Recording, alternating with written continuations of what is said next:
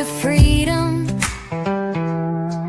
traded red tape for open seas. Bitcoins in his pocket, dreams of peace. Now they label him a thief. Said he hid the truth from the paperman, but the real crime, he walked away again.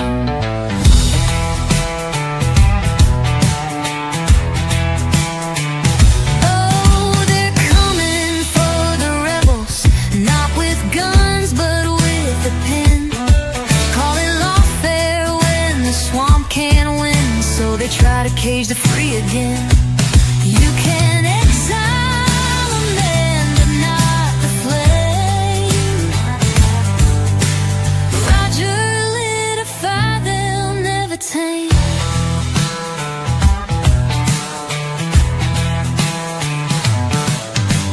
Freedom's not a form to sign, it's a line they cross every time.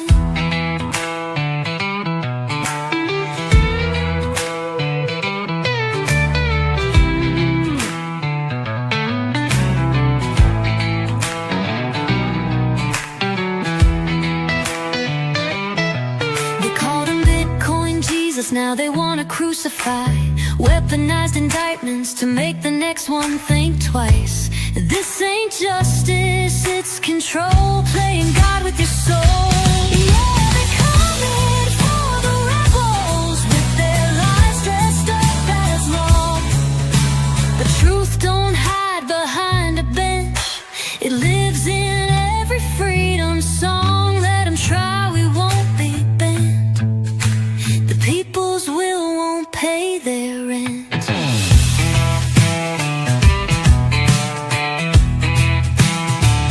Yeah, they're coming for the rebels with their lies dressed up as law. But truth don't hide behind a bench, it lives in every freedom song. Let them try, we won't be banned. The people's will won't pay their rent. Oh, they said he lied, but the truth, he just left their broken table, and they can't stand a man who walks away still able.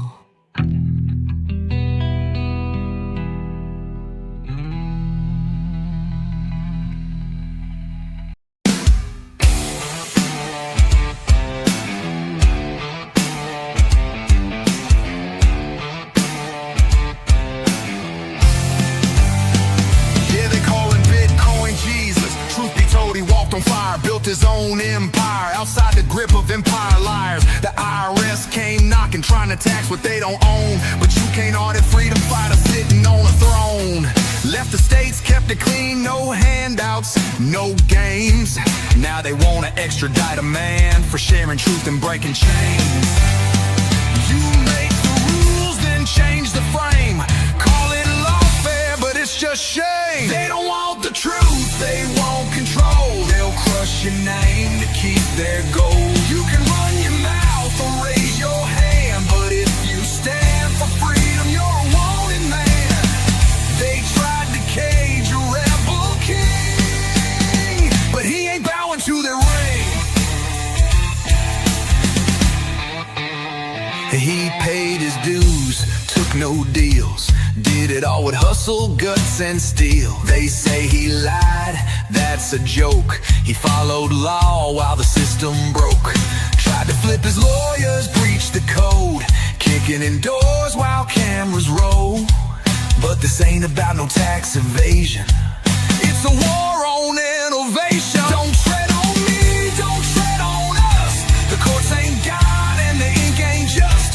From Ross to Roger, they all get burned. If freedom's your crime, it's your turn. They don't want the truth, they want control. They'll crush your name to keep their goal. You can run your mouth or raise your hand, but if you stand for freedom, you're a wanted man.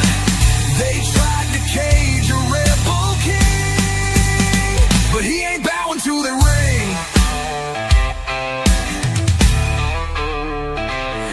the DOJ don't like what they can't tame, but Roger lit a match and walked away from the flame.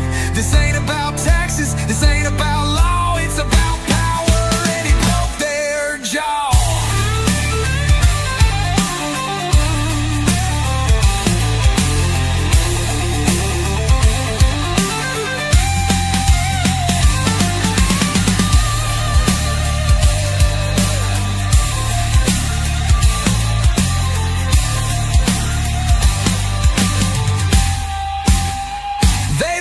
The truth, they want control. They'll crush your name to keep their goal.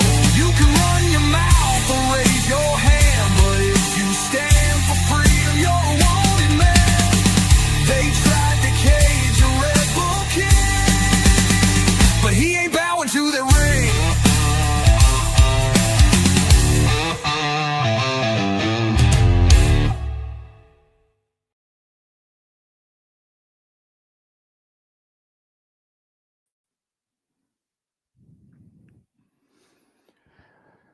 Welcome back to the Aaron Day Show. This is Season 2, Episode 11.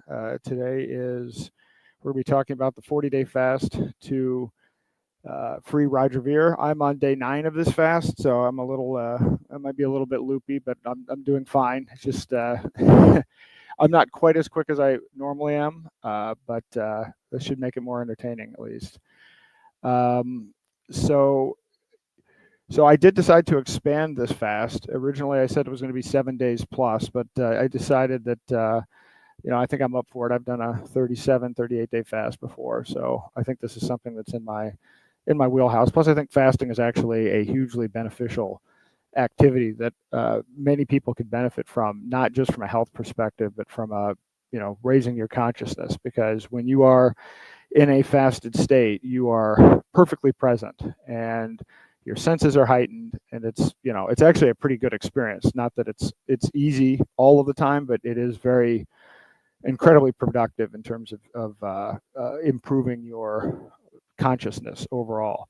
So just as an update on where we are today, Roger is still facing 109 years. He's been trapped in Spain now for 345 days, and this is day 9 of the fast. And as a reminder, this fast is my personal effort. This is not part of the official Free Roger campaign. Roger's not, behind it in any way, shape, or form. I don't communicate with him about it. This is, something that's freestanding. I'm going to skip this agenda because the agenda is a little bit out of date. But I encourage everybody to go back and look at the previous 4 episodes that we've had related to this topic. There's a ton of content. Some of those podcasts actually went on for 4 hours. We've had some great guests come on and some great Q&A, but the content on there really goes through and describes in great detail Roger's situation, Roger's legacy, the impact that he's had, not just in crypto, but from a humanitarian perspective and in spreading, voluntary interactions and freedom all over the world. I've also discussed a bit about hijacking Bitcoin, which is not a topic I'm going to spend much or any time on anymore. And then there's information in every one of these podcasts about fasting itself, because for a long time I've fasted over 200 days in 2022 and 2023. And as I said, my longest fast has been 38 days. It is a real transformational process, and it's something that I actually wanted to incorporate into daylight freedom. I just didn't know quite how to do it. I didn't even know quite where to start. But I think actually tying fasting, which is a great tool for political activism, while also teaching people about how powerful it is in terms of self-empowerment, I thought that would be a great thing. And so I'm going to be providing quite a bit of educational content about what actually goes on during a fast, biologically, emotionally, mentally, just so that you can get a sense for what all of this is about. Because most people know nothing about fasting. In fact, doctors actually get 0 minutes of training in medical school about fasting. They only spend about 20 hours on nutrition. So if you ask your doctor about fasting, chances are he or she knows absolutely nothing about it. But it's something that has kind of ancient roots going all the way back to, well, Jesus allegedly fasted for 40 days. Moses fasted for 40 days twice. Actually, Pythagoras fasted for 40 days. And there were these mystery schools in Egypt and in Greece.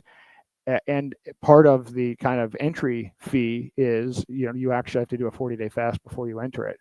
So this isn't something that's outlandish. And a lot of people might say, oh, this is, putting me seriously at risk. This is actually probably one of the biggest threats to big pharma and to our current healthcare system is that people realized that by fasting, you can reset your immune system, start generating stem cells, and reverse a whole series of different diseases. And so throughout, I'm going to explain how some of that works. And again, the purpose, everything that I'm focused on, everything that I do in general, and that my wife and I are doing with Daylight Freedom is about, really this idea that freedom comes from controlling your thoughts, emotions, and actions.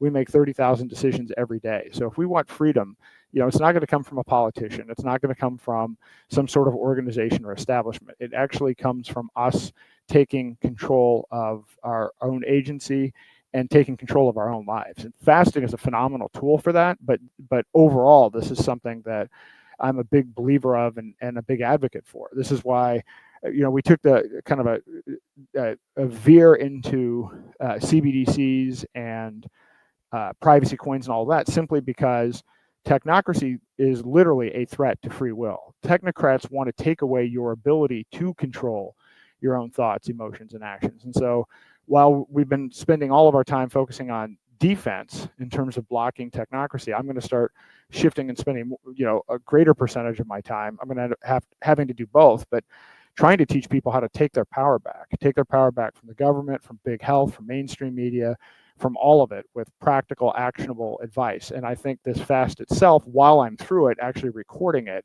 I may even write a book about it because it's going to be a great way to get material to people to help them take back their health. So there are some interesting events coming up. Liberty Forum is the next event on April the 25th. So I'm going to be on a panel on what happened to crypto adoption. And so I'm going to be talking about privacy coins. I'm going to be talking about Zeno. I think the future for crypto adoption looks very bright. I think we got distracted. I think the core mission got hijacked. I think people are now sitting around talking about government and strategic reserves and digital gold. But many of us have not forgotten about that. Joel on the panel was kind of an OG living on crypto even before me, and of course Roger is the original OG who onboarded most of these OGs in crypto now with crypto with the main mission of having an alternative to central banks. And so we're going to bring that energy back, and we're going to free Roger, and we're going to get him back in the fight because his voice is certainly missing. So I've talked about ETHDAM. So ETHDAM is the 9th through the 11th in Amsterdam. I highly recommend, if you can, pop over to that event. I'm going to be giving a keynote talk on day 40 of my fast. So we'll see how that goes. I already asked them to bring me a chair because I've done these long fasts before, and by the end, you are a little bit tired. So it's, I'm probably not going to have a lot. That's probably not going to be my most compelling speech, but it is going to be pretty interesting that happens. That event coincides with day 40 of the fast. Then the 2 days after that is, or 3 days after that is Roger's motion to dismiss hearing in LA. So this is at the United States District Court, Central District of California. Judge Michael Fitzgerald. So this is at 1:30 p.m. So I highly recommend that everybody attend, but also buy refundable tickets, for airfare and hotels, because, hey, who knows? Hopefully the tides are turning and, Roger's case will be dismissed or he'll be pardoned by then, or any of a number of things could happen and the hearing could be rescheduled yet again because it's already been rescheduled. PorcFest is June the 16th to the 22nd. This is where we are really going to bring back the peer-to-peer digital cash as as the solution to central bank digital currency and stable coins and government currency in general. And so many people learned about Bitcoin for the first time in 2012 and 2013 from Roger. Roger, I'll play this video clip, shortly, not tonight, but Roger was actually handing out like 150 physical Bitcoins in 2012. And at that time, they were valued at like $7 to $11. That's how early this PorcFest was in terms of adoption. And so for this entire week, at PorkFest, people are engaging in voluntary interactions, buying and selling things. There's an area called Agora Alley, and nobody's using fiat. Everybody's using alternative currencies. And so this year, we're going to turn it up. I'm co-sponsoring the largest tent with Doug Tuman and Moneratopia. So we're going to have a big focus on privacy coins and privacy solutions, and we're going to do hands-on onboarding and showing people how to use this. We're going to onboard the merchants there. We're going to bring back that 2012 energy, and we are once again going to get back on course to displacing central banks and displacing central tyranny. So I think this is in the history books, when we look back, this is going to be the event that kicked off a revolution in private digital currency. And hopefully, and my goal on this is that Roger will actually be there at PorkFest. So I'm highly motivated. We got to make sure that he's out, because it would be game changing if he were able to appear at that event. So I'm going to talk a little bit tonight. We've already talked about a lot of the different aspects of Roger, but I kind of want to reframe this now, because I think this 40-day fast has a lot of potential to draw even more attention to the situation. I mean, first of all, the fasts have been very effective in the past. Gandhi did over, I think, 17 different public fasts, but the longest fast he ever did was 21 days. And so Cesar Chavez did a fast. There have been some other very notable fasts that drew attention to the particular cause and actually had some pretty big impact. I know the biggest impact of one of Gandhi's fasts was to actually eliminate kind of the caste system with respect to voting and voting rights and power in India. And so I think doing this for 40 days, just as Jesus did it for 40 days, we're doing a 40-day fast for Bitcoin Jesus. I think there's a lot that we can do with that to bring recognition to Roger's case. But I want to highlight, and I'm going to continue to kind of churn through what's important about this case and why people should care.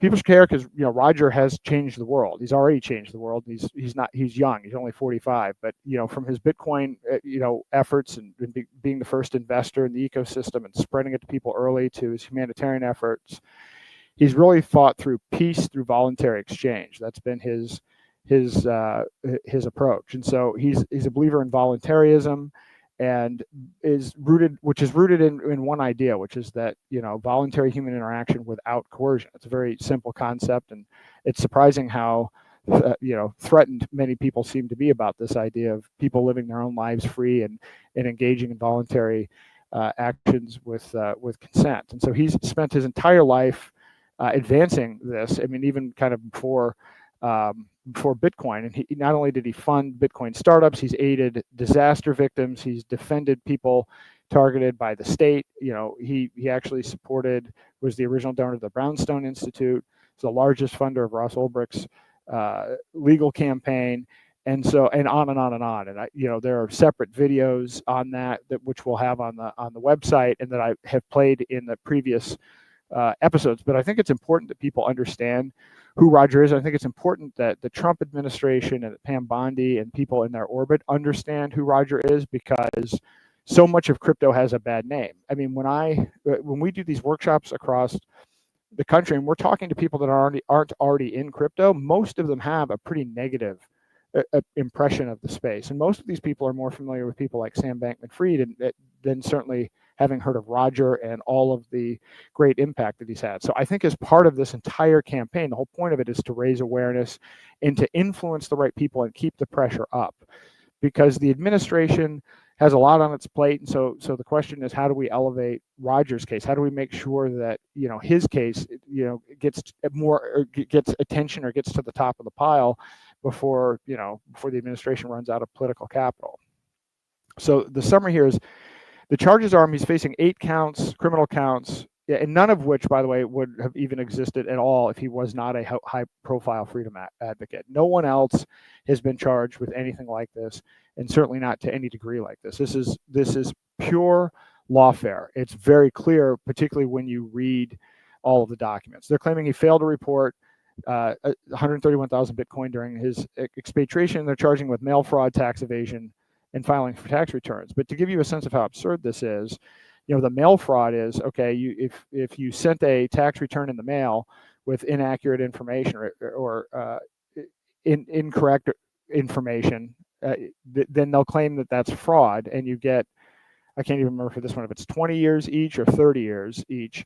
You get 30 years for each incident. So they've charged him with 3 different counts of that. And in one instance, he sent in the tax return and they claimed to not get it, and then he sent it in again, and I guess they did actually get it. So he's looking at 90 years just from this mail fraud claim, which shows you how absolutely absurd this situation. This is all about, it's not about tax compliance, and they've retroactively interpreted the tax statutes, and they've really gone out of their way to make this a highly politicized matter, not based on the actual facts itself.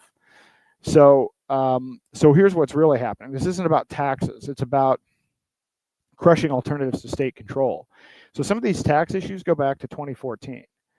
And they didn't indict him until 2024. I believe it was April of 2024. So they waited for 10 years for some of this stuff. And in fact, this didn't actually move forward full steam until after President Biden signed Executive Order 14067.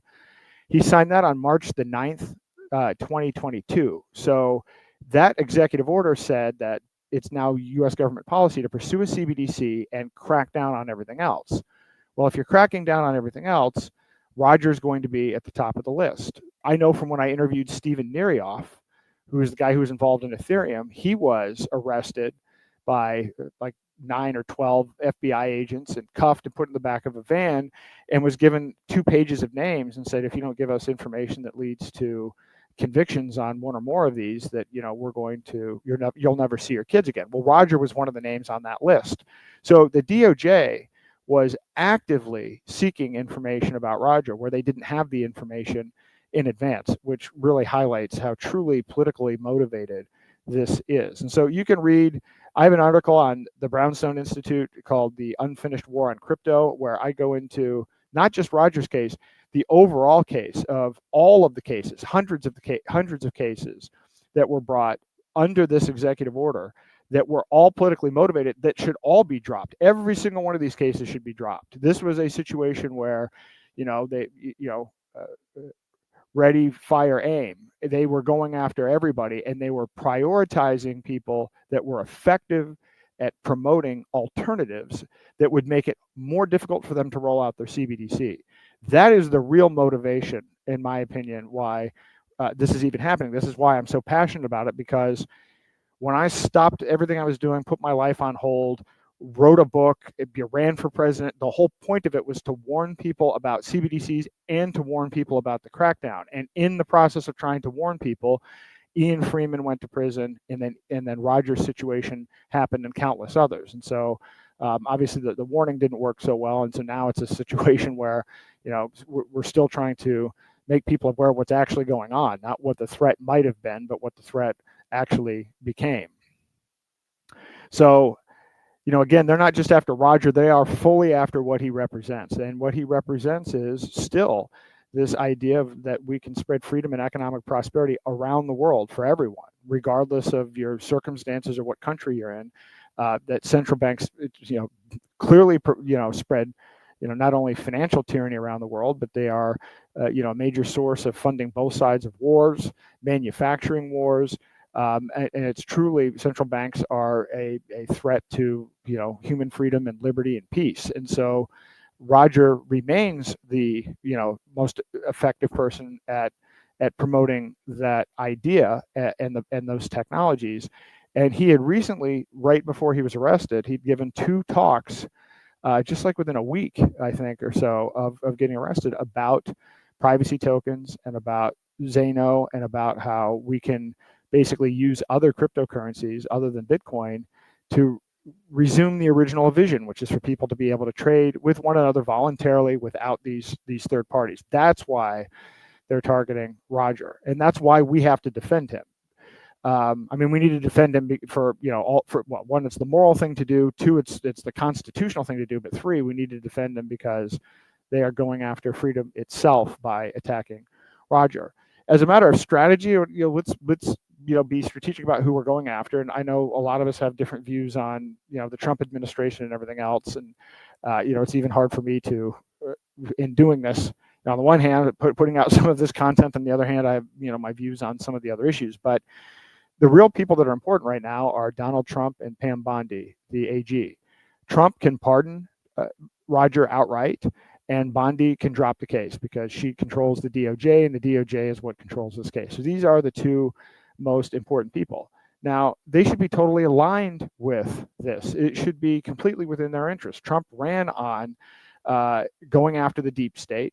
Trump has no certainly love for the IRS himself. He's been targeted by the IRS. He's been targeted by lawfare. In fact, the lawfare that Rogers experienced is very similar in nature to the lawfare Trump experienced in terms of attorney-client privilege being breached, in terms of manufactured cases that are completely politically motivated. So Trump ran on ending this and on stopping this. And so the parallels are very strong. And so, on the one hand, you should think it should be a no-brainer, but nevertheless, this process is still ongoing.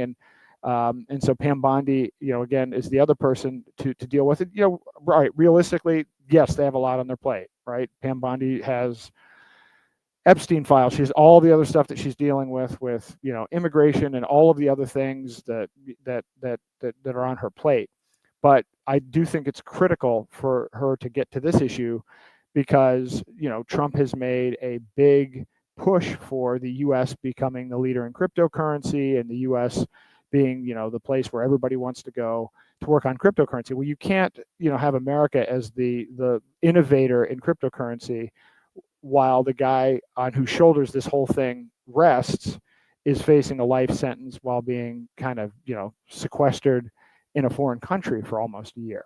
So but it's hard to get that message out. I mean, Roger isn't in this country. Roger can't talk. And so it's more difficult to get the word out, which is why I'm trying to do what I am doing. But certainly this is only going to be successful if all of us do this. We need to really amplify our voices. And it does make a difference. If this gets into the news cycle, if this becomes something that, people that Trump and Bondi and people close to them are seeing every day, and they see that there's real public support for this, that might, tip the balance and put Roger up higher in the queue. So what is the media strategy? So the strategy is, we need to try to control the narrative. We need to try to, break the silence. There hasn't been, I can't remember the last time I saw an interview with Roger or anything kind of coming out of the official Free Roger campaign, and I'm sure there are reasons for that, but it's important to keep the pressure up because who knows? You don't know what's going to happen politically. I mean, something could happen. Pam Bondi could leave. Whatever's going on behind the scenes, I have no idea what it is, but presumably at some point he's going to be negotiating. If they have a hearing coming up on May the 12th, I would hope at least that something's going on, that people are trying to negotiate something. But I've found in these situations it's good if you can keep up some amount of public pressure to keep this in the forefront of the people in the administration, because the administration can change. And so I think the 40-day fast is a great way to do that because there are certain milestones in the fast. I expect to be doing podcasts on this. I mean, I already know I have several that are interested in doing it and kind of lining it up where, I can speak not only to their audience, but try to get their audience to participate in this and to share content and to participate in the fast. But then, as we get closer to day 40, it becomes more of a, potent, PR. I think once day 21, for instance, when you tie, Gandhi's fast record, then that's something where maybe that's more newsworthy and a larger podcast that maybe is closer to Trump's orbit might be interested in having. So I'm going to be working on that kind of strategically from a timing perspective. So so if we're developing content and we're sharing content, keep in mind who the target audience is, because there might be which is what probably the rest of my posts are. It's kind of, the state sucks and, exit and build and all that other stuff. But as it relates to Roger's case, the key points are around, the key issue, which is lawfare. So I've actually created 64 memes already. I have them scheduled to go out over 2 per day over the next 32 days. And so you'll see those popping out. You can see some of them here on the screen. And so a lot of these memes you can see are focusing on a lot, really the aspects of lawfare. So it's, themes like end the crypto witch hunt. It's other elements that are talking about the absurdity of the lawfare itself. So it is lawfare. We know why it's happening. It's happening because of Biden, not Trump, which is an important point to make. You know, this is something that was done under Biden's DOJ, not the current DOJ, but the DOJ has the power and should address it right away. But we need to highlight what Biden's DOJ actually did. And I want to repeat what some of the key points are. First of all, the indictment should have never happened.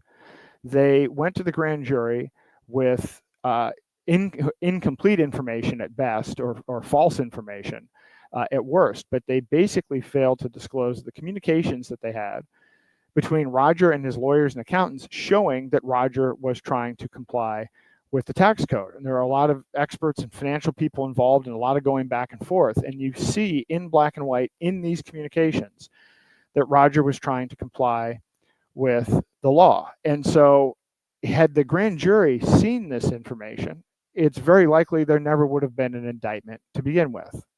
Nevertheless, there was an indictment, and here we are. But even prior to that, in this case, the IRS sent armed agents to Roger's business and to his lawyer's office.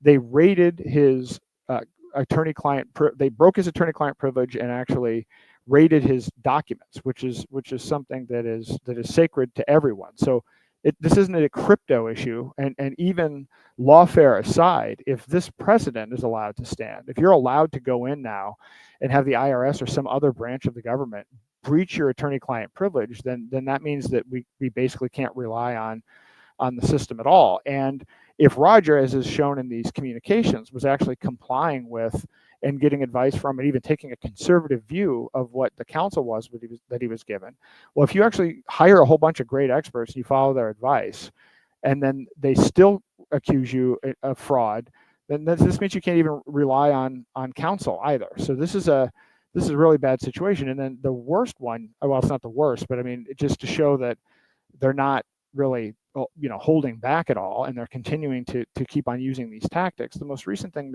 they've done is they've tried to say that Roger is a fugitive because he's fighting extradition, and there's absolutely nothing in the law to substantiate that. Fighting extradition is not something that is against the law or against the Constitution. It's part of his legal rights, and so he is certainly not a fugitive. So these are the actions that are at play here. These are the exceptional actions. Beyond that, they've in trying to, they haven't told him how much he owes. He's even tried to file a Freedom of Information request to find out what are you saying that I owe you? So in all this time, and now he's been in Spain for almost a year, no one's given a justification or explained an amount. They've used a novel interpretation of taxes, because when you remember, if you go back to 2014, most people didn't know how to pay taxes on Bitcoin, and the IRS guidance was unclear. At that time, people were arguing, is it an asset? Is it a currency? Is it something else? And so a lot of people just didn't pay taxes at all, which is evidenced by the fact that, at some point Coinbase actually had to issue, like, I think 90,000 letters to customers saying, hey, you never paid your taxes for this time period. So there was no clear understanding of this. With that said, Roger hired lawyers, and he hired accountants, and he hired the best people, and he actually did pay his exit tax when he left the country. So the fact that they're kind of retroactively trying to apply some standard, and then it gets even more complicated than that. Roger had so many Bitcoin that if he were to have sold them all, it would have been more than the entire volume of the entire market at the day he would have sold it. I mean, arguably, it would have crashed the market to zero, because at this time in 2014, Mt. Gox, which was the largest exchange, was hacked and collapsed. And so there was very little volume. There was very little opportunity to even move that amount of Bitcoin. So the whole thing, when you actually look at the guidelines of how you're supposed to compute what the value of these things are, I suspect in the end of this, Roger's owed a refund. But of course, they won't even provide any information or justification at all. Just, hey, we're going to silence you, stick you in a foreign country, and we'll see what happens at some point.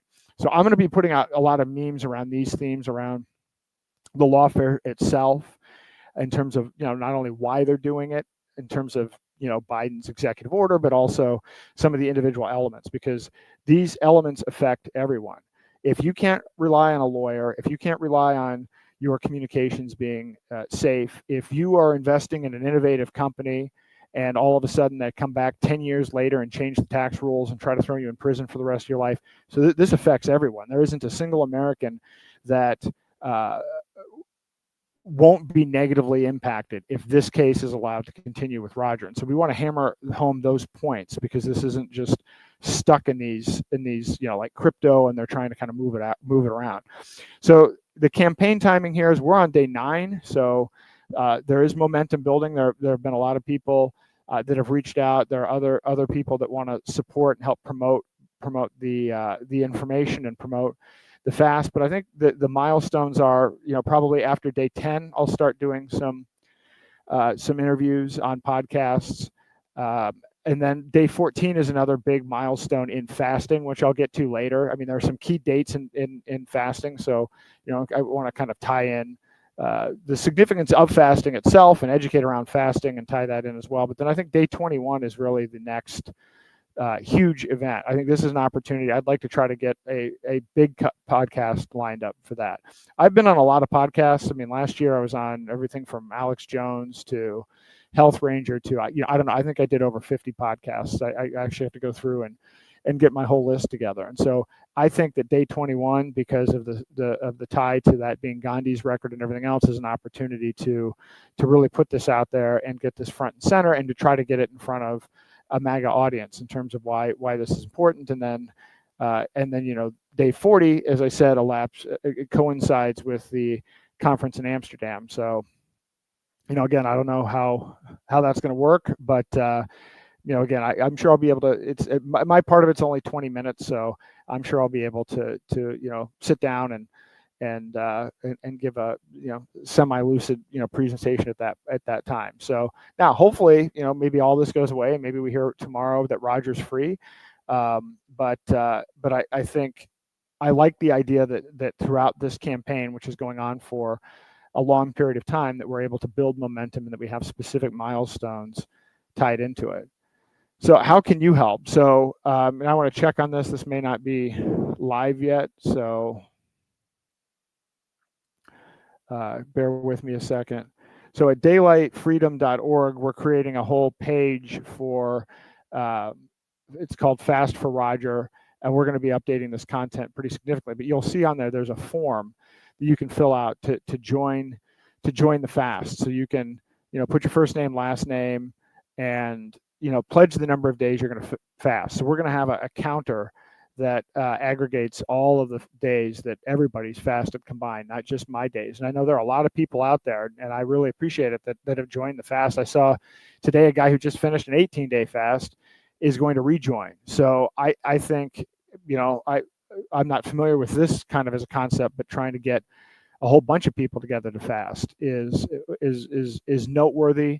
And a good thing. And also it will benefit the people who participate in it. I mean, yes, there's some suffering involved, but actually, as you get through it, it will actually turn out to be something that you will benefit from. Be a guest on the Aaron Day Show. So I'm going to be doing these. I was going to try to do these every day, and then I looked into the research and looked at the analytics, and the weekend is dead, and Monday and Friday are also dead. So I'm going to be doing this podcast Tuesday, Wednesday, and Thursday.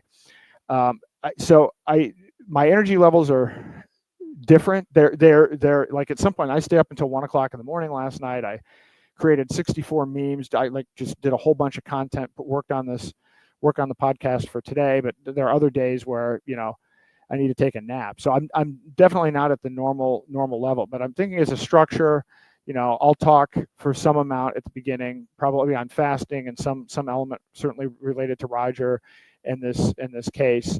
And then I may talk about some other topics. Like, there are a lot of things that I want to talk about that are related to fasting and things that we can do to take control of our thoughts, actions, and emotions. And I've mentioned some of these things, meditation and some other things that I've learned doing this and going through this for a long time, and some things that I think are going to be beneficial for people down the line. Because I think as we go through this, I don't know about you guys, but I gave up on politics a long time ago, but I see a lot of people still giving up their agency to these white knights, to these other politicians. And so I'm going to be very clear about moving forward.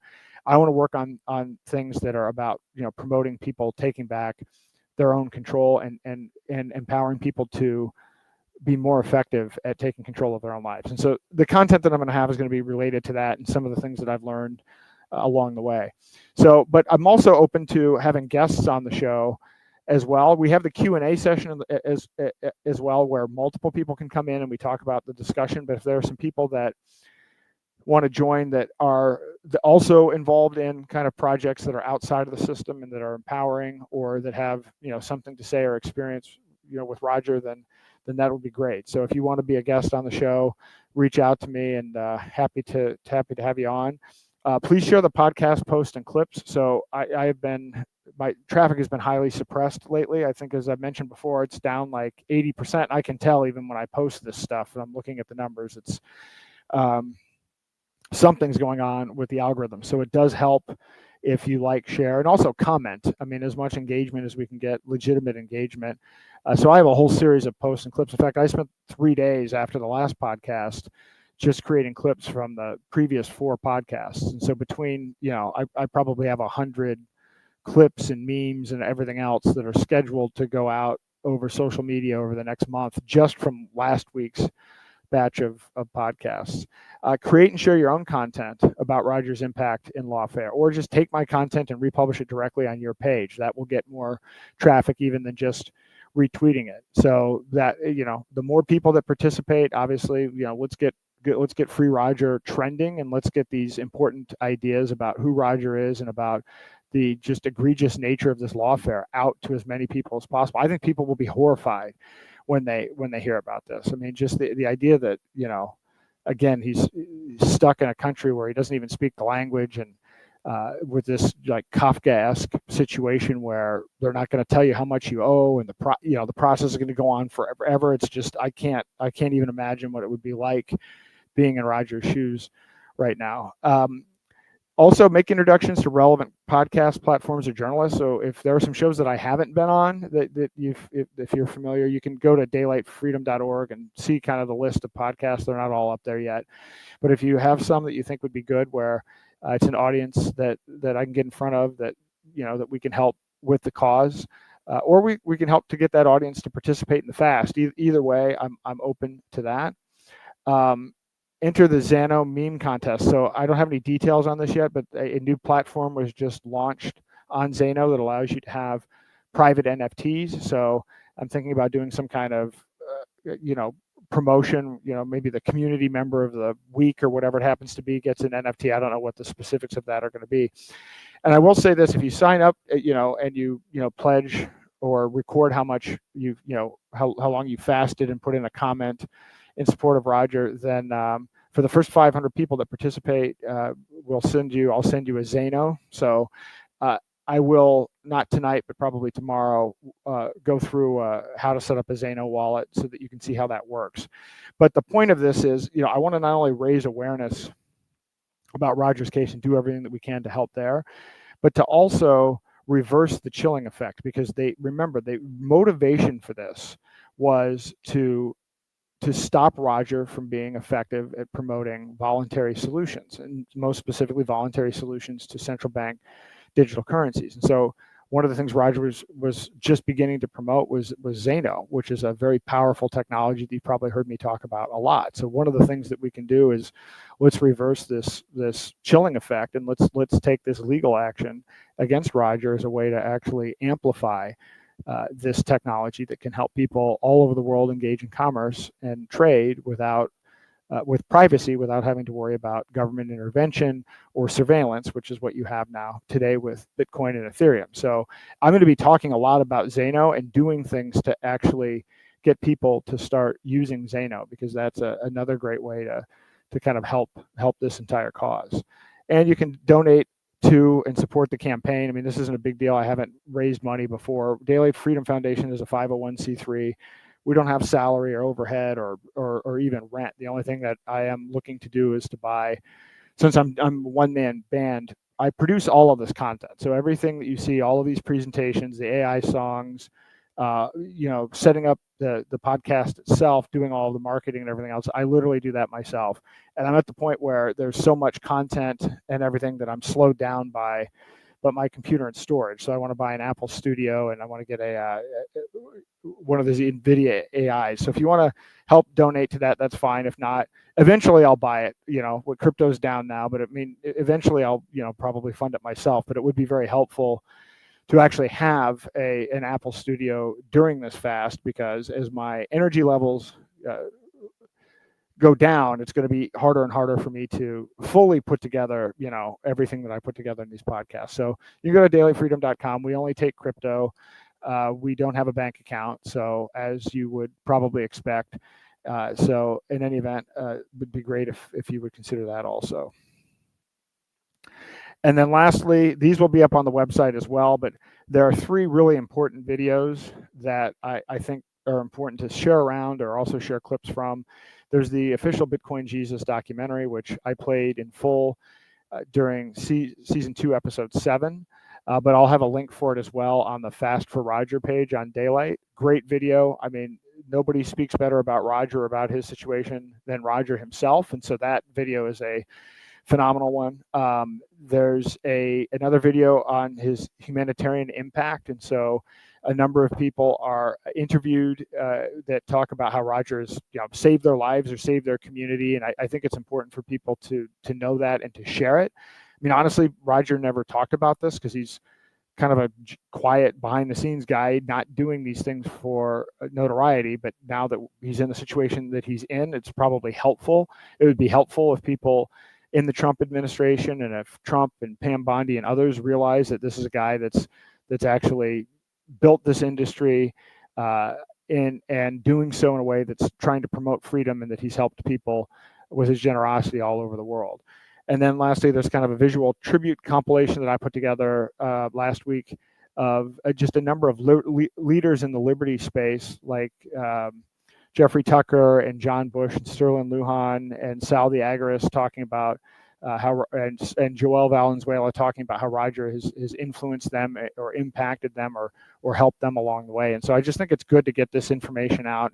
And if you have your own video testimonials or things, or if you want to, again, join into the podcast, that would be great. And I'll take those clips and we'll get those out as well. So the more, this really is we're doing this from a position of, love, not hate. So I really want the information to be out here as, hey, here's who Roger is. Roger, great guy. Here's what this is all about. And then also, here's how ridiculous this Biden era lawfare is. And, Roger's case is, in my opinion, the worst of all of the crypto lawfare.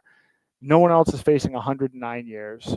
And I think he might be on the record. I don't know if the samurai guys, but he's been certainly in exile for as long a period of time as anyone else, and so for nothing, for a completely made up case. And so we want to get those details out and let people know that this was a Biden era problem that was created, but it's something that the Trump administration can fix, and it's something that the Trump administration and Trump ran on fixing. So with that, I'll go into the fasting update for today. Again, I usually go through these. I was going through these daily, but we now have, I haven't done this since day 4. So we've got 5 days of fasting updates, but I'm not, going to do a day-by-day analysis. I'm just going to hit the high points. These are the big fasting milestones. So we hit 1.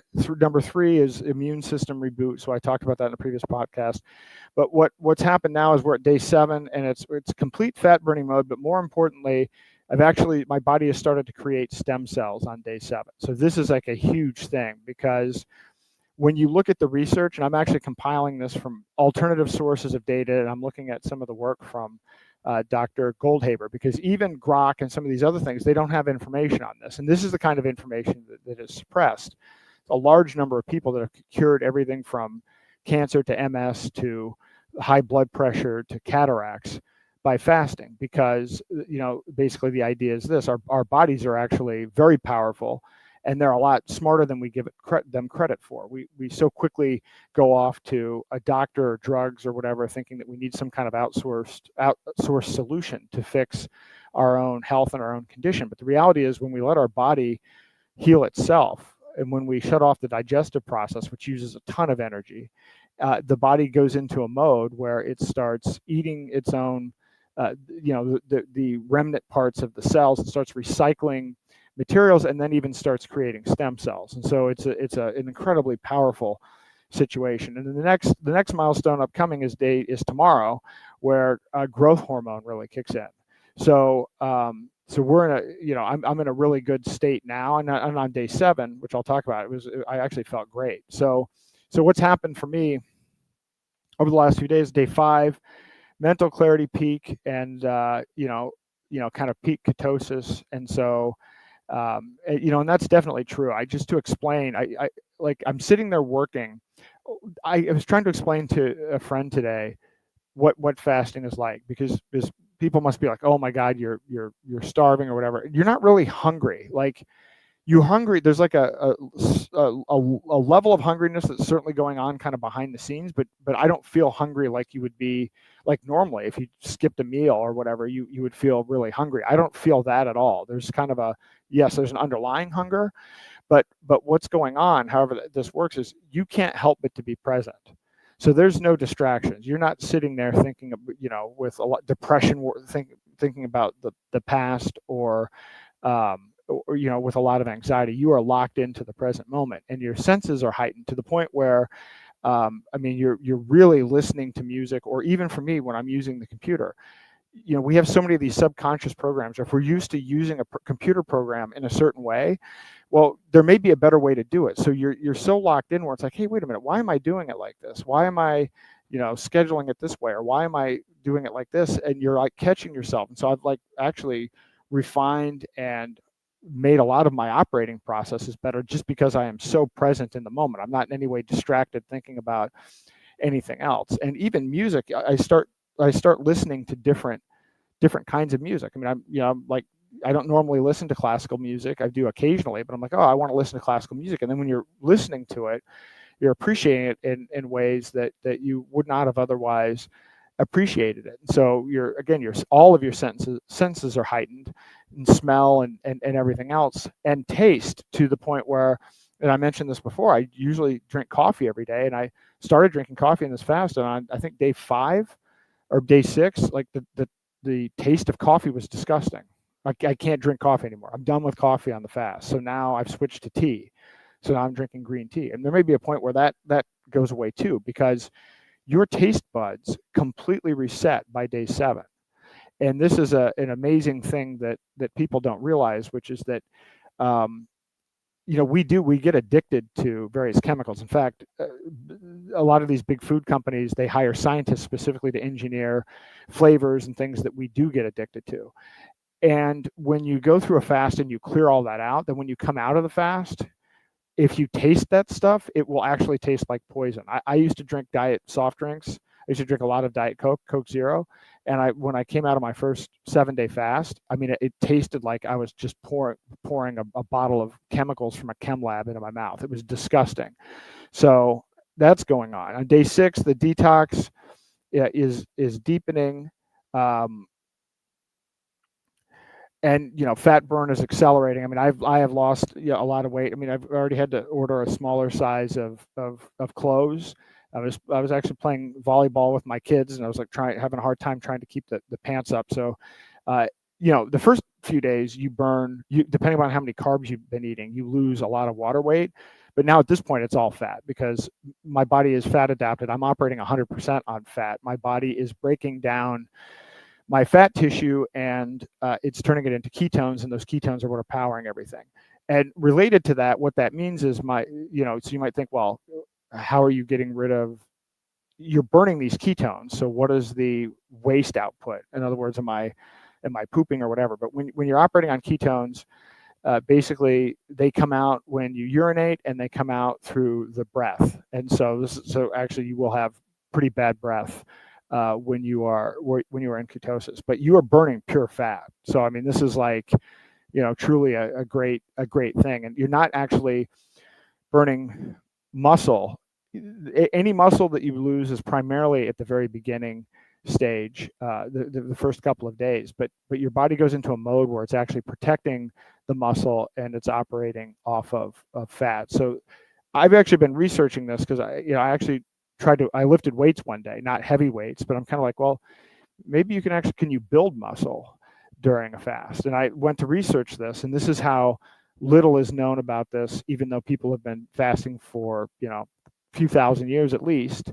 I'm asking these questions, and it's like, well, you need to consume, it's giving me all the standard, well, you have to consume protein in order to build muscle. But the thing is, when you're doing autophagy, you're actually recycling amino acids. So the same amino acids that you use when you actually eat protein, could they possibly part of the autophagy process? Actually, no one knows. So today on day 7, actually stem cell generation surges. So actually it started on day 3, but today is the peak for stem cell generation. So this is truly new life, and who knows what's going on in my body, but at this point I have no inflammation. And when I was playing volleyball with my kids, they're like, oh, do you want to go play? I'm like, well, maybe I'll be able to shoot baskets or something, but volleyball might be a little too intense because I'm on this fast. And actually the reverse was true. I haven't had this much energy in probably 9 months. I was kind of amazed by it, and I was actually completely present, and was actually pretty effective at playing volleyball, which is not anything that I would have ever expected. So day 7 was a real milestone, and then today, growth hormone is starting to spike, and the body is starting to really rebuild. And so, again, it may sound a little loopy. Do have mental clarity, but a lot of really good things are happening biologically, which is why I say this is not a weight loss thing per se, because you can lose weight, but when you're simply losing weight, you're not generating stem cells. You're not rebooting your immune system. There are some very specific, unique things biologically that happen, only during fasting. And people are just unaware of it. So a lot of people get frightened by, he's doing a fast. I mean, 40 days, yeah, is a bit much, but I think a lot of people, in fact, it'd be interesting to do a poll. Like, I think most people might think that if you'd die if you didn't eat food for 3 days. I mean, we are so sidetracked, which I talked about it with Nutrition Lies. 3 meals a day was made up by Henry Ford and other industrialists based on wanting to get people to work in certain shifts. Breakfast is not the most important meal of the day. That was propaganda by General Mills and Kellogg's that was sanctioned and pushed by the USDA. The food pyramid was a lie. So almost everything that people are even still doing today is not in any way, shape, or form tied to optimizing your health. And you begin to realize this. And I've researched this, and when I was fasting for 200 days before, I've researched these topics extensively. And you tend to get a bit angry at your doctor and about public health and the government. If you weren't already, you will be by the time you go through this process, which is why I think fasting might be a great way to wake people up. But we'll see.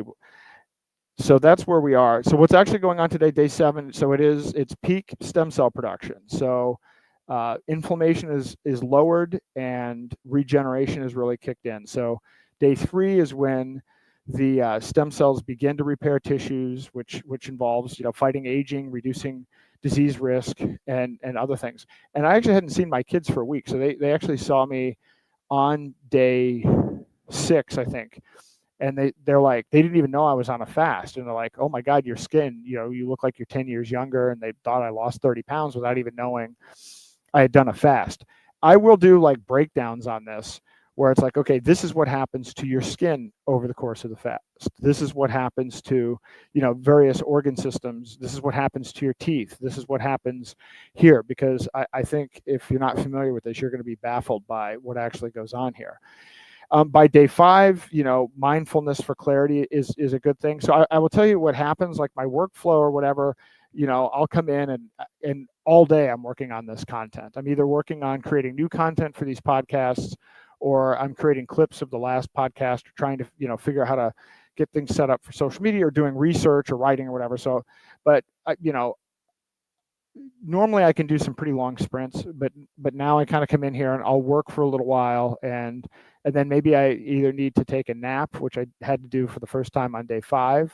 So far I hadn't had to take any naps, or in fact I sleep less during a fast in general, but you have to listen to your body on a long-term fast. You have to completely, and that's one of the benefits. Fasting makes you aware. It makes you conscious of what's going on. but you have to listen to it. If your body says stop this or you need to stop.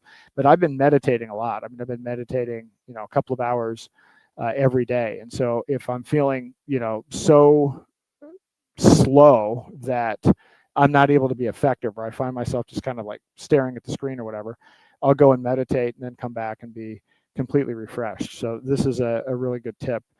And again, you want to rest deeply. If you go into a fast with some preconception of what you're going to do every day and some kind of a battle plan, you're doing it wrong. I think the whole point of the fast is for you to get in touch with your body, in touch with your relationship with food, and in touch with your overall awareness and consciousness level. So the best thing that you can do is not come up with a prearranged plan, but to actually listen to your body in real time and adjust accordingly. So again, stem cell generation, day 7, I'll harp on again because it is a milestone day. So, stem cell surge is a fasting superpower. So you're repairing tissue, you're fighting aging, reducing disease risk. And so this is really a pivotal moment that has big longevity effects. And there's been a lot of research on calorie restriction and a lot of other things, but I am going to, compile and share this information. And even Grok doesn't have a lot of this data. So some of the sources are, I think, fasting.org, and there are a lot of studies that have been done on this. Mike Adams, Health Ranger, has his Enoch AI coming out, but I asked him some questions about fasting, and he's trained on a completely different data set, and it's got a long list of diseases and conditions that were improved or eliminated by doing a 30-day plus fast. And so I think it'll be eye-opening, for people, although I'm sure this is the kind of content that will certainly get shadow banned, because absolutely nobody has an economic interest in the idea that by simply not eating anything for a prolonged period of time, you can reverse everything from type 2 diabetes to possibly even cancer. Nobody has a dog in that hunt, in fact, including big food. So here are the big things. So day 5, brain fog is clearing, normal, meditate to enhance. Day 6, fatigue, and that's what I experienced as well. Had to take a nap. Day 7, I just had a huge amount of energy. I actually walked 12,000 steps, played volleyball. I was shocked myself, but I totally felt up to it. And then day 7, is stem cells. So, and just kind of as a focus, I like to do these like paradigm shifts, because there's some big kind of reset moments that happen during a fast as you make revelations about how much you've been lied to about every facet of nutrition. But one point that I want to make clear is that I think that most people don't know the difference between fasting and starving. So if you don't have any body fat, or you have minimal body fat, and you fast, then that's bad news. But then you go into starvation, and then your body starts eating your organs and start eating muscle and things that you don't want. But fasting is completely different. Fasting is a situation where by day 3 or so, you are completely fat adapted, and you are completely burning just fat. So you're not damaging any of your organ systems. You're literally just using the excess energy that you have stored in the form of fat to fuel your body. That is effectively what's going on. And so this is the big difference. And so people be like, oh yeah, you're harming yourself or whatever. I mean, that's not the case. I certainly have enough weight to lose, but the average American, I did research on this, the average American can do a 40-day fast. The average American has enough excess fat, and in fact, even if you think you don't have extra fat, you actually have more fat than you think. And a lot of people are skinny fat, which means they have a lot of excess fat around their organs. So which actually is unhealthy. So probably if you're in America, at least, there's probably very little risk to you actually doing fasting, and you certainly will not be starving. So I've already gone through kind of my personal reflections on this, but I have incredible amounts of insight. I've been journaling all of this, and I've actually been turning these things into memes and content and everything else. I really would like to organize this better. I'm trying to figure out how to just document my own personal experience as I go through this, because I do think other people would benefit from learning about it. And just these are the common reflections that I made before. The key to this, and this has actually been a better fast than I've had in the past. As I mentioned before, one fast I passed out because I had an espresso, didn't have salt, and I had been walking outside in the sun. It was hot, and I stood up too fast and literally, blacked out and woke up. That's the only real negative thing. But usually during a fast, you can get lightheaded, so you have to be careful when getting out of bed or getting out of a chair. That may kick in here at some point. That has not kicked in at all, and I think in part it's because I'm doing a much better job in taking electrolytes. I recommend Dr. Berg's electrolytes because they are extremely high in potassium, has 1,000 milligrams of potassium, which is critical. And by the way, most people have a potassium deficiency, and bananas don't really help in terms of getting to the amount of potassium you actually need. And then I've been taking salt, and salt is the real power up. So I have a little bit of salt here. So if I'm getting, if I get too tired or whatever, or out of sorts, I'll actually just have a little bit of salt. And so that's an absolute lifesaver. And these two are necessities, I would say, if you're doing a long-term fast, unless you don't want to be productive. In other words, I suspect if they're doing like a 40-day medically supervised fast, most of the people that have done 40-day fasts that I find documentation of in modern days are doing it in a medical setting because they're very ill. So there aren't a lot of examples that I've been able to draw from other people that aren't in that situation where I'm doing it for a cause. I'm doing it because I want to show people the power of this, but I also want to be and need to be productive during it. So electrolytes and salt, in my opinion, are no compromise on that. But meditation, journaling, black coffee, which I wouldn't even say black coffee anymore. I actually just do tea, but those are absolutely key things. And so far doing those things, I've had no issues. So again, fasting resources, I recommend Dr. Berg, Dr. Alan Goldhamer, and Dave Asprey wrote a book on this, and there are other resources that I'll compile later at various points during this as I go back and dig through and find some of the research. But this is a great place to start. So if you are interested in what I've had to say, these are great YouTube resources you can go to dig more deeply into this entire fasting process. So at this point, let's see how we do. About an hour. So at this point, let me see if there are any questions. Oh, here we go. I just finished my 4-day fast, went 94 hours, felt good enough. I know I could have done more, but my schedule was weird in the next couple of days, so didn't want to push it. Well, congratulations. That's awesome. So felt good. Yeah, I'd love to hear your insights. And I mean, it's great to see people doing this. And I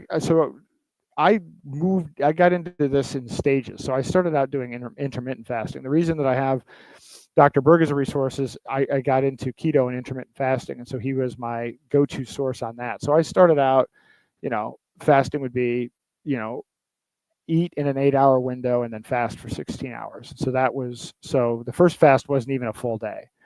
And then eventually, after doing keto for a while and already becoming fat adapted, once you're fat adapted, you actually, you don't have these spikes in insulin, so you're not hungry all the time. So people might have this conception, if I'm intermittent fasting, that means I'm going to be hungry all the time. I'm not eating 3 meals or whatever. Turns out that the reverse is true. You're completely satisfied and you're not like sitting there starving or irritable or moody about it. And so then the natural step is to extend that. So then I went to a 4-hour eating window with 20 hours of fasting, and then I did a 1-day fast, and then I got to the point where I was just eating every other day in a window, and that was actually fine because it didn't disrupt me. I was able to completely function and not in a kind of impaired state. So then I did a 2-day fast, then I did a 3-day fast, and then as I'm learning throughout this process, learning from intermittent fasting to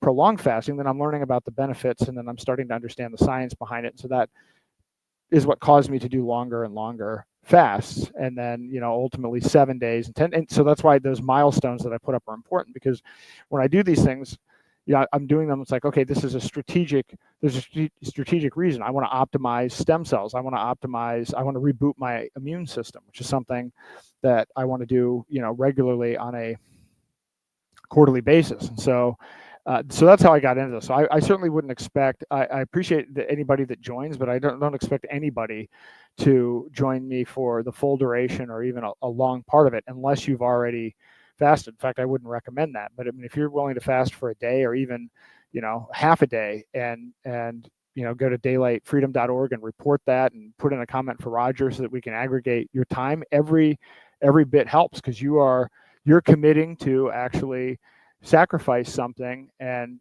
focus your attention on this issue. And I think that has a big impact, and I think it means a lot in a variety of ways.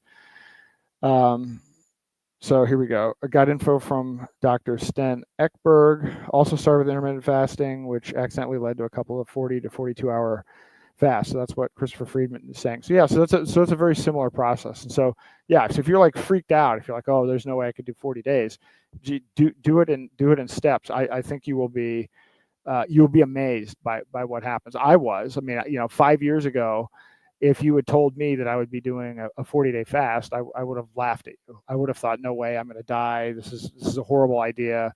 It's going to have all these negative health impacts. And so, but that's not the case at all. So at this point, if anybody wants to come up, I don't know, I was again,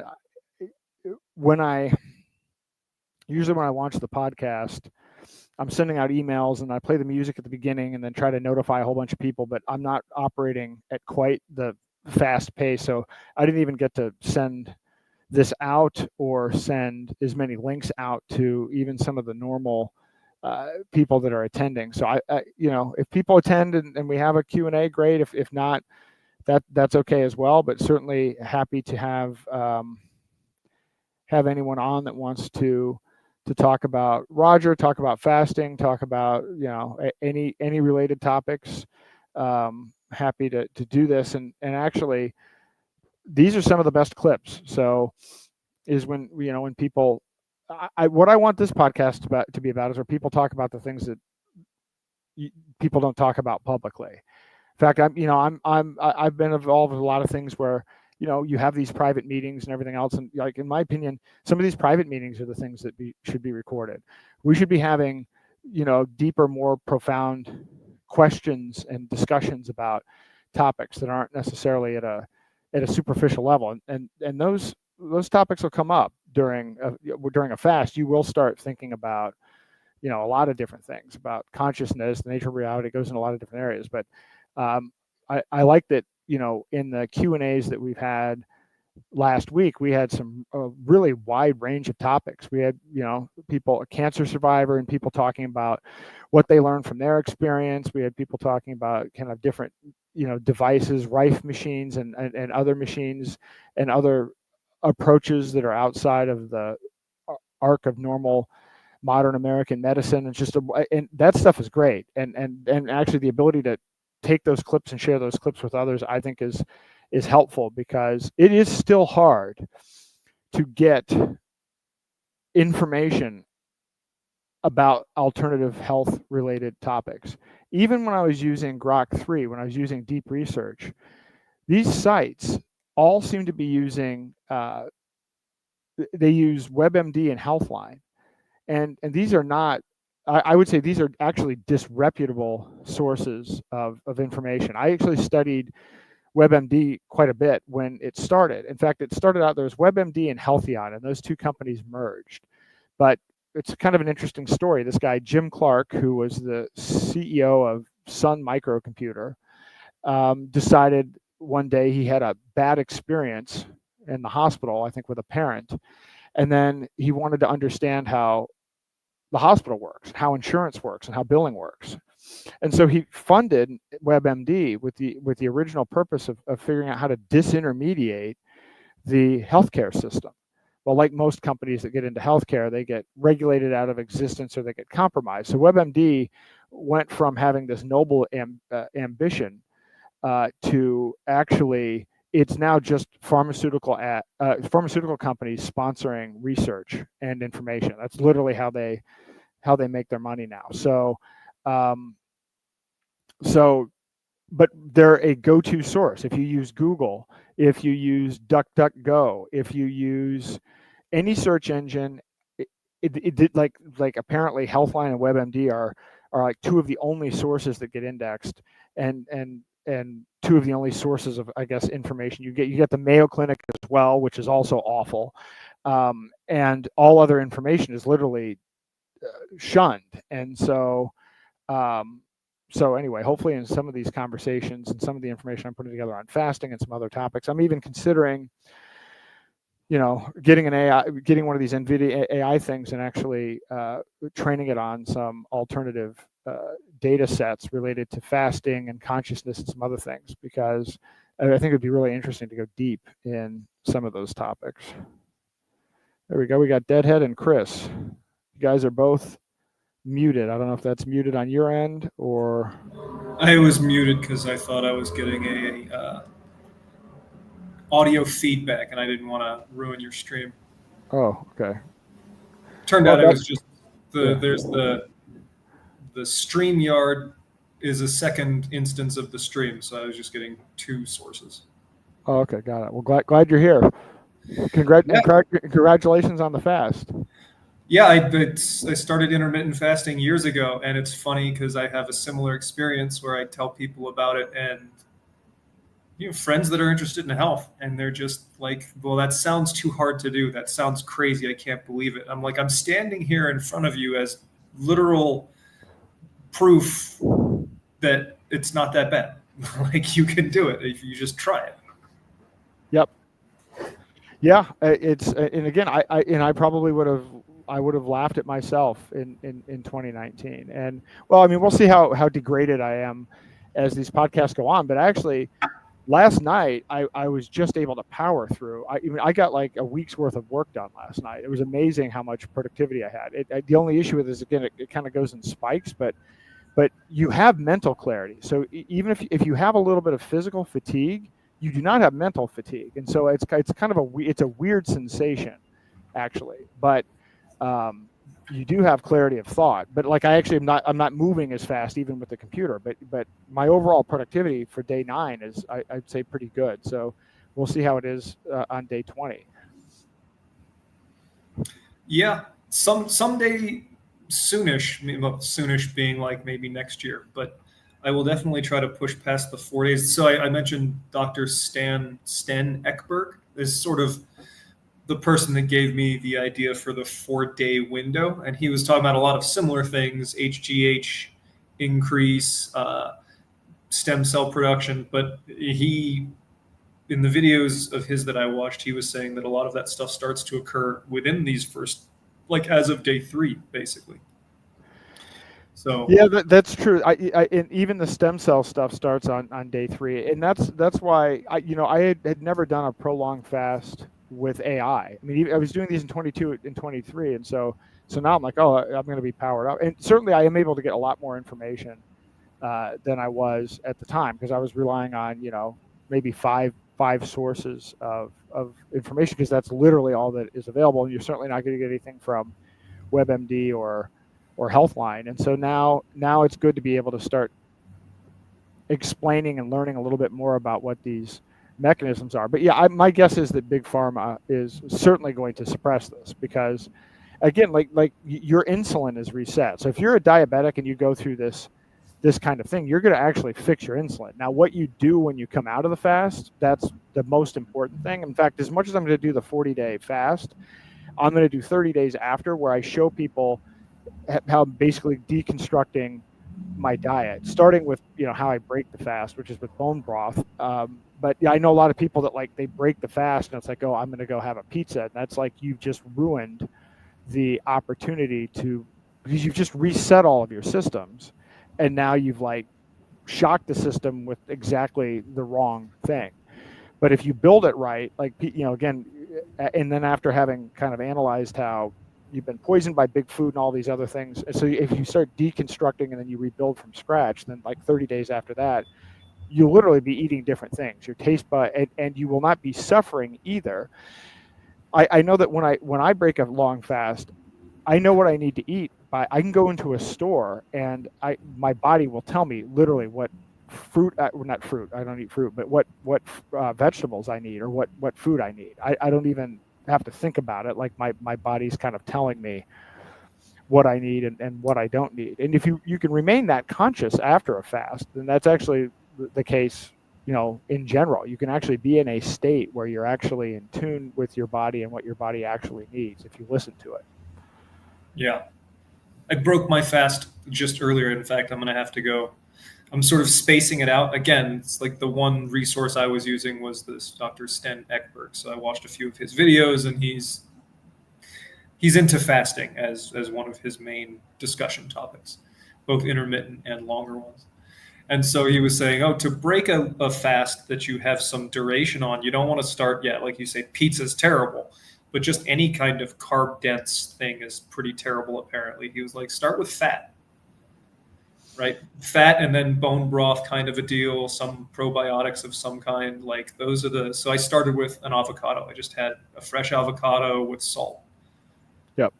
Yeah, I usually do bone broth, maybe with some vegetables in it, and then sauerkraut.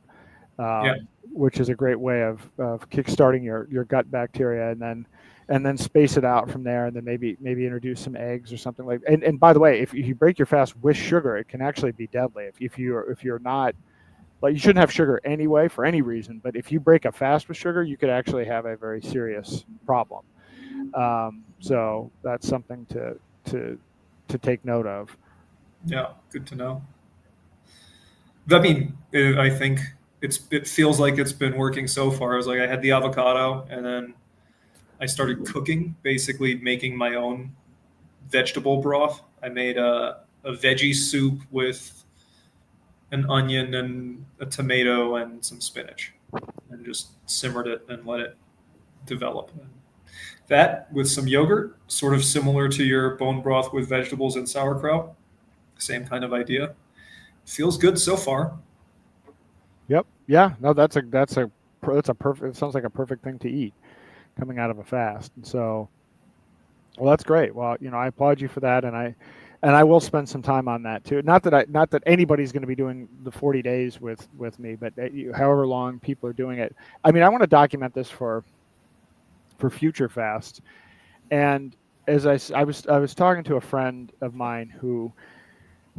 So before COVID and before doing the CBDC stuff, I was going on meditation retreats and really focusing on kind of exploring consciousness and everything else, and was working with some friends of mine about how do we raise we're all programmable beings, and our subconscious has been programmed by whatever came in before we were 7, and then whatever we were indoctrinated with school and all these external influences and media and big tech and sports and everything else.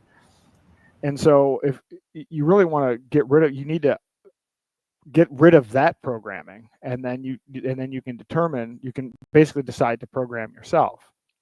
But how do you get people to even be aware of this idea and this concept? Because people are so stuck, their identities are so stuck to what they're programmed to do. And I'm like, if you had people, I would imagine, I can't imagine we'd like to have 5 people having a conversation on a 7-day fast, because you have 5 people that are completely present in that moment. There's no, I mean, I'm trying to visualize what this conversation would be like, but I bet there would be some incredible breakthroughs that you would have if that happened.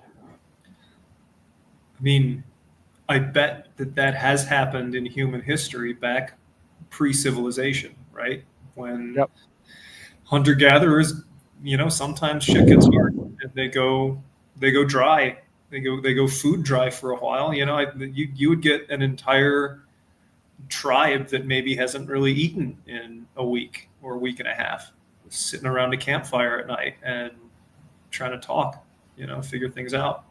So, and yeah, of course, if they manage to survive to produce the children that lead to us, probably those conversations helped to bootstrap into real solutions.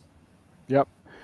Well, it'd be interesting to do now. I saw these series of conversations between David Bohm, the physicist, and Krishnamurti, who is a spiritual guy who was the head of I can't remember the name of the movement now. He was kind of brought in as this Indian guy to head up this spiritual movement, and he realized it was kind of a scam. And then Bohm was actually kind of blacklisted from physics by Einstein and Oppenheimer because he had some ideas that looks like turned out to be actually true.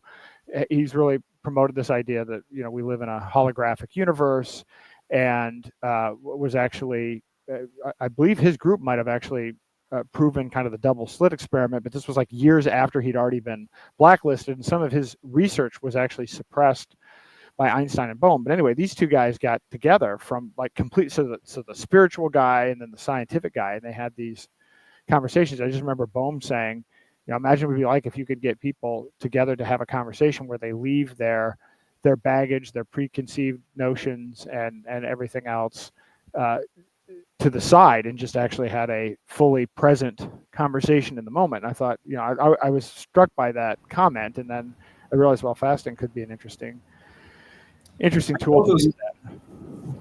I'm familiar with those conversations, not because I've listened to them necessarily, but because Daniel Schmachtenberger has referenced them multiple times as being really important. So maybe now I definitely need to look them up and have a listen.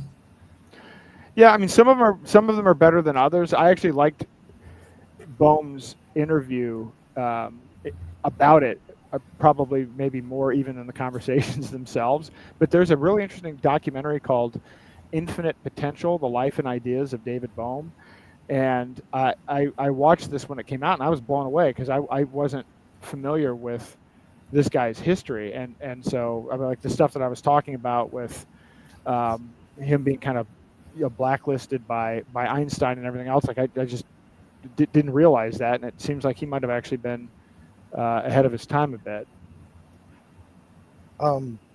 Just to along that theme, when you're talking about past experiences, when you did, you know, subconscious before 7 and getting in that's actually one of the basic themes in that castaneted Don Juan Mathis that I spoke about last thing, and they actually have a particular practice for getting rid of that. You actually systematically go back and remember every moment of your life, and they have a scientific way of doing it in practice called recapitulation, and you actually release all that energy you got stuck on all your past experiences. And through reliving them, you actually relive them as a third, like outside, viewing them, and see everything you didn't see when you experienced them the first time. That was interesting. If you look into some of that, why I wanted to go back real quick. You had mentioned back to the fasting. You're using an AI guide or to gather research. Is that correct? I'm not using an AI guide. I've done this before. But I'm using AI just to, as I'm going through it, to research, you know, what's going on, you know, biologically on a day-by-day basis. But I've done the fasting before. I'm not using a guide for that. But when I've done these things in the past, there weren't too many reference materials at all. In fact, I had to dig quite a bit. I mean, you know, I'm trying to act like 2022 to 2023 is the dark ages, but in a way it is for trying to get this kind of information. Because if you are going to Google or if you're going to DuckDuckGo, then all you're going to get is Healthline and WebMD, and all you're going to get is, oh, we don't recommend that you do this, or consult a doctor, or blah blah blah blah blah. But at least now, if you massage it correctly or whatever, you can get some information more about what's going on. But this is why I'm actually thinking about, you know, building an AI and loading some of this information into it. Taking I think fasting.com or fasting.org, which is the Dr. Goldhaber.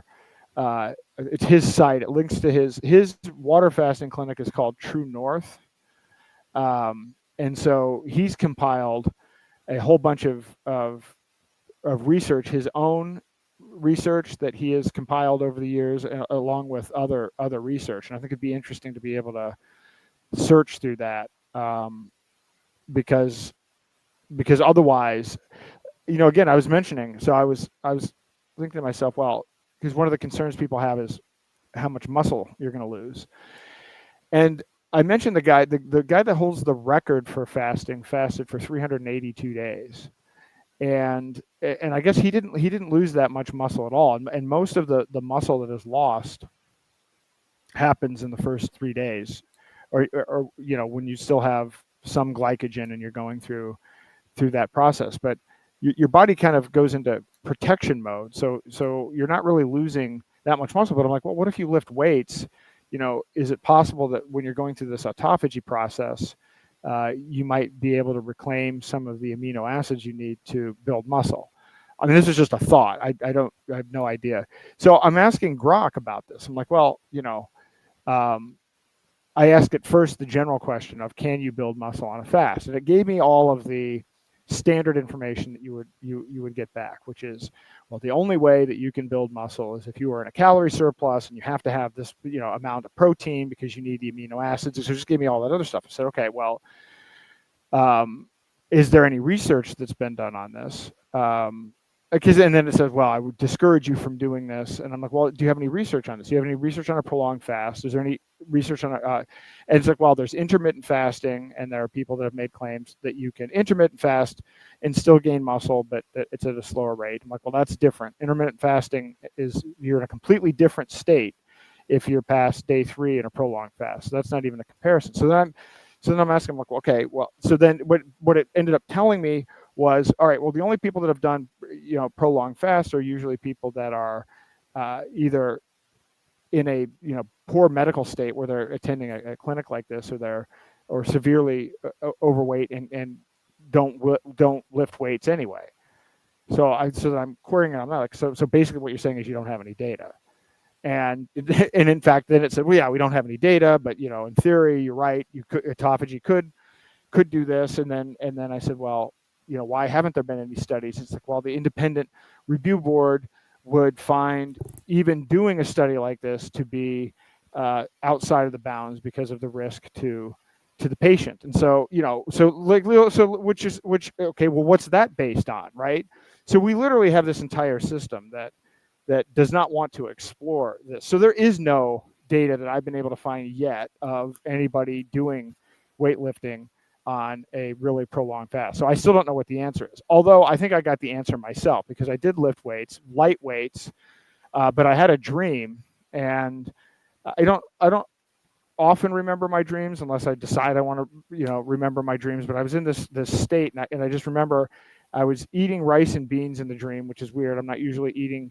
And then something like tyrosine came up in my head in the dream. And then I woke up. And so I'm like, okay, I'm guessing that's my body saying, it's probably not getting whatever materials it needs to build muscle. So I'm not pushing that issue. That was how I read that. And I'm not usually a dream interpretation kind of guy, but in this sense, I felt like that was something because it was that unusual of an experience.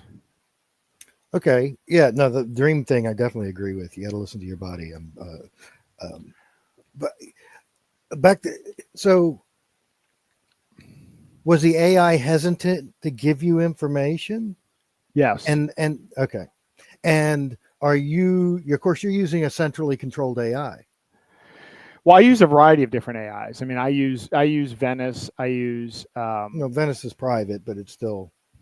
Well, I use all of them, but the one that I'm the most interested in, and I don't have access to it yet, but I keep on asking Mike Adams to run queries on his Enoch database. And so I mean, I'm trying, obviously, if I had his database, I'd be running, 100 queries probably a day. And so I'm not going to ping him on that. So, but I actually just gave him a couple of test questions. And so it came back with answers that were materially different than any other AI I've used so far. So I'm extremely excited about getting his, but it also didn't seem like his was trained on a lot of fasting data. So I think it would be interesting to pull together as much of this fasting information as possible from different sources. I know there's a water only extended fasting clinic in Germany, and they have some data. I don't think anybody's compiled it and put it into a way that can be searched either by an AI or by a search engine. So it's just a lot of, here and there. What I'm querying about is, let's go back to like Xano and private transactions and things like that. Well, I think that ethos goes on to a couple of different, many different things, but two things that I'm also focused on myself, as far as besides the transactions, is energy I think everybody should have their own source of energy, and we can talk about that. But AI is such a powerful tool, and right now it's controlled by pretty much 100% by companies and governments. Yep. We don't have anything out there that, I mean, you can go download the Dolphin model and find data and train it, or whatever they call it. I've looked it up, but even then, unless you've got a couple of really hot, expensive video cards, you're not going to be able to run, an 8 billion point AI query with any speed. Well, this is why I'm on the wait list for this NVIDIA Project Digits thing. It's like $4,000. It's this big. It's like a gold box, but it's a pretty powerful system that you can have on your desktop. And so I kind of look at it. I agree with exactly what you're saying. This is like the idea of, this is your self-custody AI. I think people should have their self-custody AI, just like you should have your self-custody crypto wallet. And and he's designed his where it's like, yeah, you don't have to be connected to the internet, but I would use that to experiment with creating my own model based on I would be interested in putting in data related to either the subjects of consciousness or fasting. Those are the two that I'm the most interested in doing a deep dive on. And then training it on some interesting data sets, and then making that information available to people, because again, right now it's I pieced this together over years, and now it's actually hard for me. So I'm doing these podcasts, I'm showing some of the information to try to get high level points out, but I really do want to compile all of this, because I think if people understood what was going on here, they'd be stunned. It's a complete 180 in viewpoint from which I would say, again, if you did a standard poll, I think most Americans would think you'll die if you don't eat food for 3 days. And I think most people would think if you did a long-term fast like this, that it would completely damage your health, and without any knowledge of this underlying stuff. So I think it'd be good to compile this, but I think it would also be good to compile people's personal experiences, because I think personal experiences do matter. I think what practitioners are doing is important. And so like the ability, so Chris has his experience, I have my experience, Dan O'Neill. I think people actually putting that together and explaining it is also valuable as well, because I even question some of the scientific methodologies and how it even works. But I think that there is something to fasting, not only for health, but as a springboard for people to start thinking about consciousness in general. I think it's a real power up. Yeah. Oh, absolutely. I had while you and Chris were sitting here talking about it, I had a thought about I know Gary Brecka does his stuff, but what initially made me take notice of him is he used to be basically an actuary, and I'm in the health industry, insurance side, what it all is, but his company was they were buying term and whole life policies from people. So he has a database of 300 million people's medical records going 20, 30 years back. Yes. Wow. The guy can sit there and could tell you within a month pretty much when you were going to die, because he knew when you started taking statins, and he could tell you the next 7 steps that your doctor was going to put you on for the next 15 years before you died, or, any of those, the diabetes, the any of that. And that's what really why I noticed what he was saying. And then I thought, well, what if you had AI trained on that, all that data? Oh yeah, training AI on actuarial data. Wow, that would be, yeah. I think a lot of people don't want that information getting out. Well, yeah, and then you got to take it to the next level. I mean, the real power in AI, if we want to be honest, who's going to control the world, is predictive power. Yep. What you can predict. I give a little shout out to the Satori network, one that I work with, is diversified, but they are distributed network. But that's what they're working on, is something for the people, so that you can predict whatever you want to predict. But that's where people, I think, really need to take notice of AI. That's what scares me, is not what anybody can go research. I love it for research. That's why I'm asking how you're using it. That's a ultimately powerful tool. but Yeah, predicting what's going to happen. No, I found Grok 3. I got into using AI when it sort of blew up a couple few years ago, like late 2022 or whatever. And then after I played around with it for a bit, I just sort of lost interest. And, you know, I could anticipate the weaknesses and it wasn't that beneficial.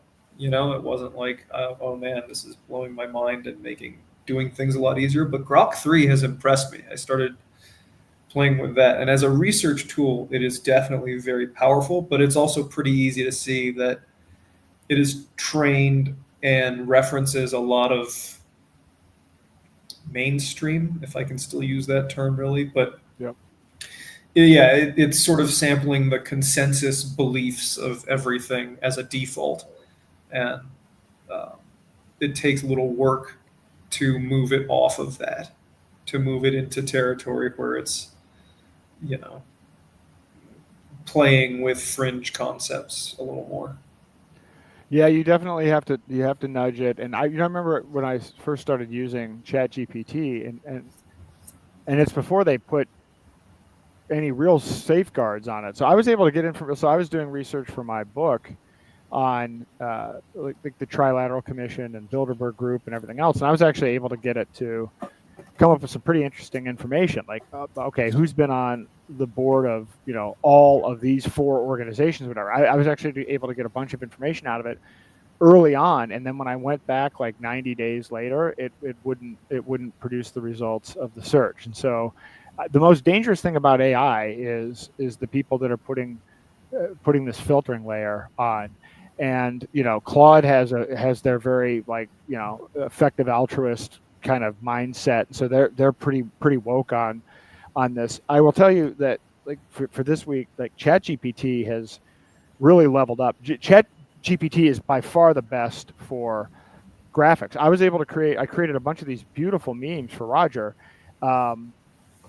using ChatGPT. And so they've actually fixed this to the point where you can specify your own template for an image or for a meme. So I can say, well, here's my brand identity.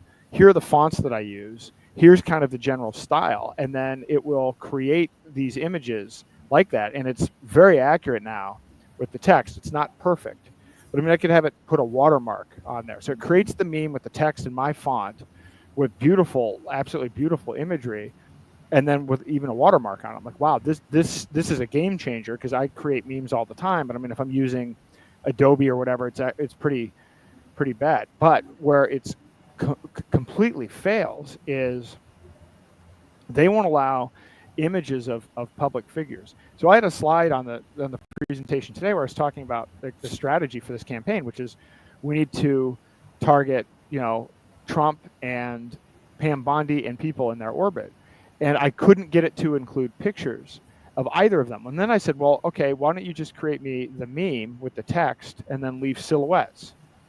And it starts, and then, no, I can't do that either. I'm like, okay, well, create the meme with no silhouette, just put the text on the thing. And it wouldn't do that either. So it has so I'm like, you can't talk about politicians at all.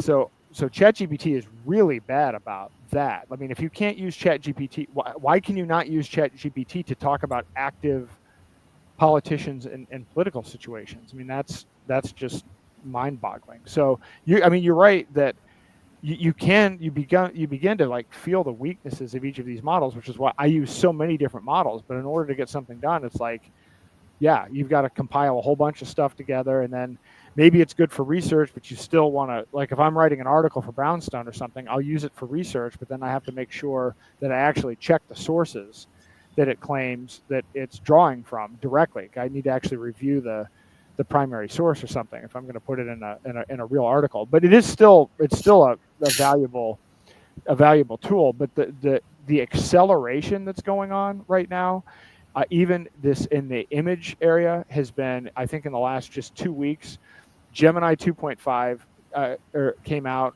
or Gemini 2, whatever it is, but they came out with their new image model, and it basically makes Adobe useless. I mean, it allows you to do something that most of these AI image things won't let you do, which is you can edit an actual image. I mean, usually these things will generate images, but they don't generate the same image the same way. And if you ask it to make a change, it'll actually create a whole new image. This one is so powerful that you can go in and, you know, you can take like an image from Google that has the Getty images watermark on it, and it will actually remove the watermark. And so just in the last 2 weeks between ChatGPT and Gemini, and then Midjourney AI, and then I think something called Reeve. It's like this stuff is, people are not aware of how fast this is going. I saw this thing today.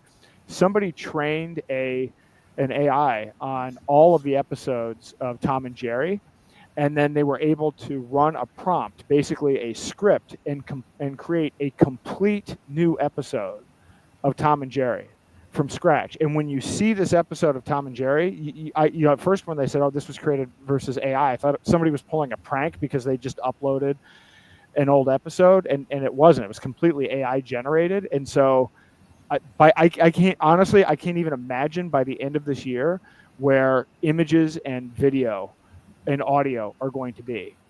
It's mind-boggling. This is what's going on. It's the end of Netflix and things. You're going to go on. You're going to say, "Give me a Marvel superhero movie with along this theme," and boom, you know, 30 seconds later, you're going to start watching your movie. "Oh, I don't like this. Let's change the plot a little bit." You know, literally that's going to happen in movies. That's impressive, but I mean, it is destructive to the cohesiveness of 100%. You know, society. I mean, well. How much did people bond over, like, "Oh, did you see the last episode of yada yada whatever show?" Mm-hmm. And now if everybody's watching their own particular version of, "Oh yeah, I just made a new Marvel movie that I'm one of like 4 people that has seen," you can't talk to anybody else about, you know, "Did you see the new Marvel movie?" It could be, So you could destroy right now, like, just you guys know who Galen is, the Greek writer? Yep. Yeah. Yep. You know, like, we've got like 10% of him translated. Why have we not AI'd all of it? Yeah. What is in that knowledge they don't want people to know? Well, there's so much in Sanskrit that also hasn't been translated. Oh, and so many things. But I mean, I could pretty much tell you 3 major religions would be blown apart if you actually started telling people the original texts. Yep. And, yep. No, that's absolutely true. Yeah, it's just lying to us everywhere. Oh no, they're lying to us everywhere. There's an interesting book, Life 3.0, I think it's called, and actually the opening chapter of the book talks about, you know, a scenario where AI starts to take over and actually now it's clear to see how it could happen. There's this thing called Manus, which is basically an agent AI that this Chinese company made. I'm on the wait list for it, but basically it's one of these things where you feed it a prompt where it's like, create a website that does this, this, and this. And it not only creates the plan, it will create the website, upload it to the server. I mean, if you give it the instructions, it'll actually do marketing for it and everything else. And this Life 3.0 thing is about an AI that starts out and creates a movie, and then markets the movie, and then basically accumulates a whole bunch of wealth. And then the AI is then evolving from there, and then branching out using the money that it's made from that. And then all of a sudden this AI becomes super powerful. You could see that now. I could see somebody taking this Manus agent model and then tying it in with the video and image thing. And yeah, it's like, okay. And you can do it just with a simple prompt. You don't even have to write a long script. You can have the AI write you a script. So this is happening. So these music clips that I play at the beginning of each episode, I mean, I've created like 15 to 20 songs now. Some of them are better than others, but some of them are actually really good. I actually like some of the songs. And the way that I go about doing it is I'm using a couple of different AIs. I've played around with different models, but I mean, I've gotten to the point where I've got a ChatGPT project where I'm like, I use something called Sunu to create the AI music, and then I use ChatGPT to basically create the lyrics and define what the genre is, to put the right input into Sunu. And then I click the button, and then all of a sudden I was like, wow, this is, you know, I certainly would never have been able to create any of this music, but like, this is really powerful. I can't even imagine what the next version of that is going to be like. I mean, I think the version 5 of that is going to be indistinguishable for people. Well, I hope it's create me a crypto wallet with these features that put this coin, this coin, this coin in it, make it accessible like this, and boom, write me the app, because we're severely lacking in apps for everyday users. Well, so my son, my son working on that. He's working on a point of sale system right now. He's, I guess, vibe coding a bit on that, and in fact, that's on my list, is to spec that out. But the point of sale system is the next, is the weakness to me. I mean, we have, I think Cake Wallet is pretty solid, but the slowdown to adoption for peer-to-peer commerce is clearly a point of sale system right now, and so so I want to work on that. But the thing is, it has to be open source, because one of the reasons that the point of sale systems, there have been some decent point of sale systems that have been built, and they've been shut down or forced out for legal reasons, maybe not even due to their own technology, but because of, you know, unrelated things. But if you've got a corporate structure for a point of sale system, then it's going to be easy for somebody to come in and say, hey, you can't take privacy coins. So that's a big point of failure. Yeah, there's a lot. I mean, Cake Wallet, yeah, that's a good wallet, but there's several coins I'd like to have that I can't have in there. You know, there's no wallet that has all the coins I want.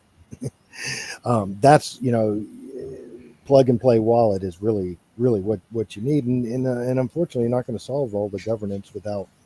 It's a multi-chain problem, massive multi-chain. You know, Yeah. you know, all of it, because it's not just, obviously, it's not just finance. It's titling, it's assets, it's, you know, daily transactions. There's so many things that need to be run by the blockchain. It's also just, there's no single network that necessarily has technology that could function as the full global transaction network. And so as you've got other people, you know, new projects popping up and trying to innovate to solve that tech issue, you get different network structures. So every wallet has to account for not just the existing network structures if you want it to be fully capable of letting you hold any coin, but also as new ones emerge, you've got to add those. So it's not like it's not as trivial a project as it would, you know, we'd like it to be, I guess. No, it's not trivial. It's not trivial at all. And then, you know, between POS and proof of work, and, you know, the hybrids between that, and then you have to throw in asset for, you know, level 1 assets on something like Xanos. Assets don't come out. You know, that's not native in the wallet. You have to program that specifically for Xano. Or, you know, EVR, the other ones that do that flow, and you just can't accommodate for each new coin that comes out. So Yeah, that's a problem.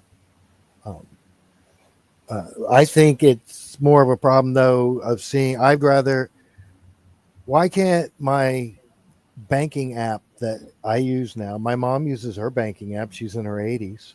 You know, why does crypto have to be harder than that? Partially, I would say because one of the core tenets of crypto, for crypto to really work, is individual responsibility, right? It's like you actually have to manage your stuff, and it's not going to be sitting with a third party that offers you all kinds of protections and makes sure that the user experience is really convenient and does all this stuff behind the scenes. It's like it's the trade-off of crypto is we get the freedom, we get the transactability to go peer-to-peer, but to some degree that means we have to take back a lot of things that we have basically offloaded to centralized entities. You know, No, you could certainly banks still and have credit cards and shit like banks that. custodying your crypto. There's no reason why that model. You know, I could certainly sign with a contract with a bank to custody my crypto, and you know, just like they do my dollars now. I personally wouldn't do that, but I certainly see where that service. A lot of people would want that service.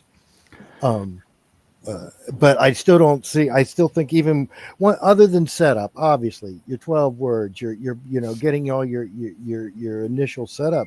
But once you're set up, your crypto wallet, it shouldn't be, in most cases, is not much more difficult than using, you know, going on and using, I don't use Apple Pay. Some of those are, I don't like the one touch pays on anything. But you know, as making a credit card payment or an Amazon payment or things like that, you're simply setting up a new payment source. You know, I went and changed the credit card payment today, and I had to put in the 16 numbers in those. What's different than that than putting in a different crypto wallet? Obviously, multi-chain payments are difficult. I mean, I don't think we can have 100, 200, 300 different chains for financial payments. But not all chains need to be for finances. I mean, need to be money, currency at all.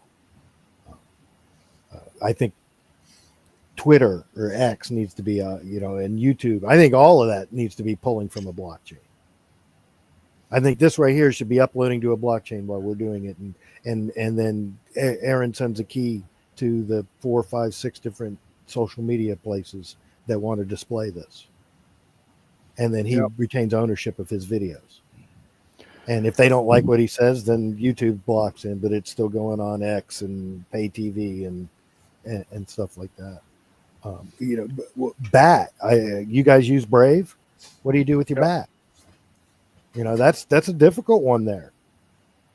And that, I mean, I'm surprised after how many years is it now? 5 years that they've been doing this.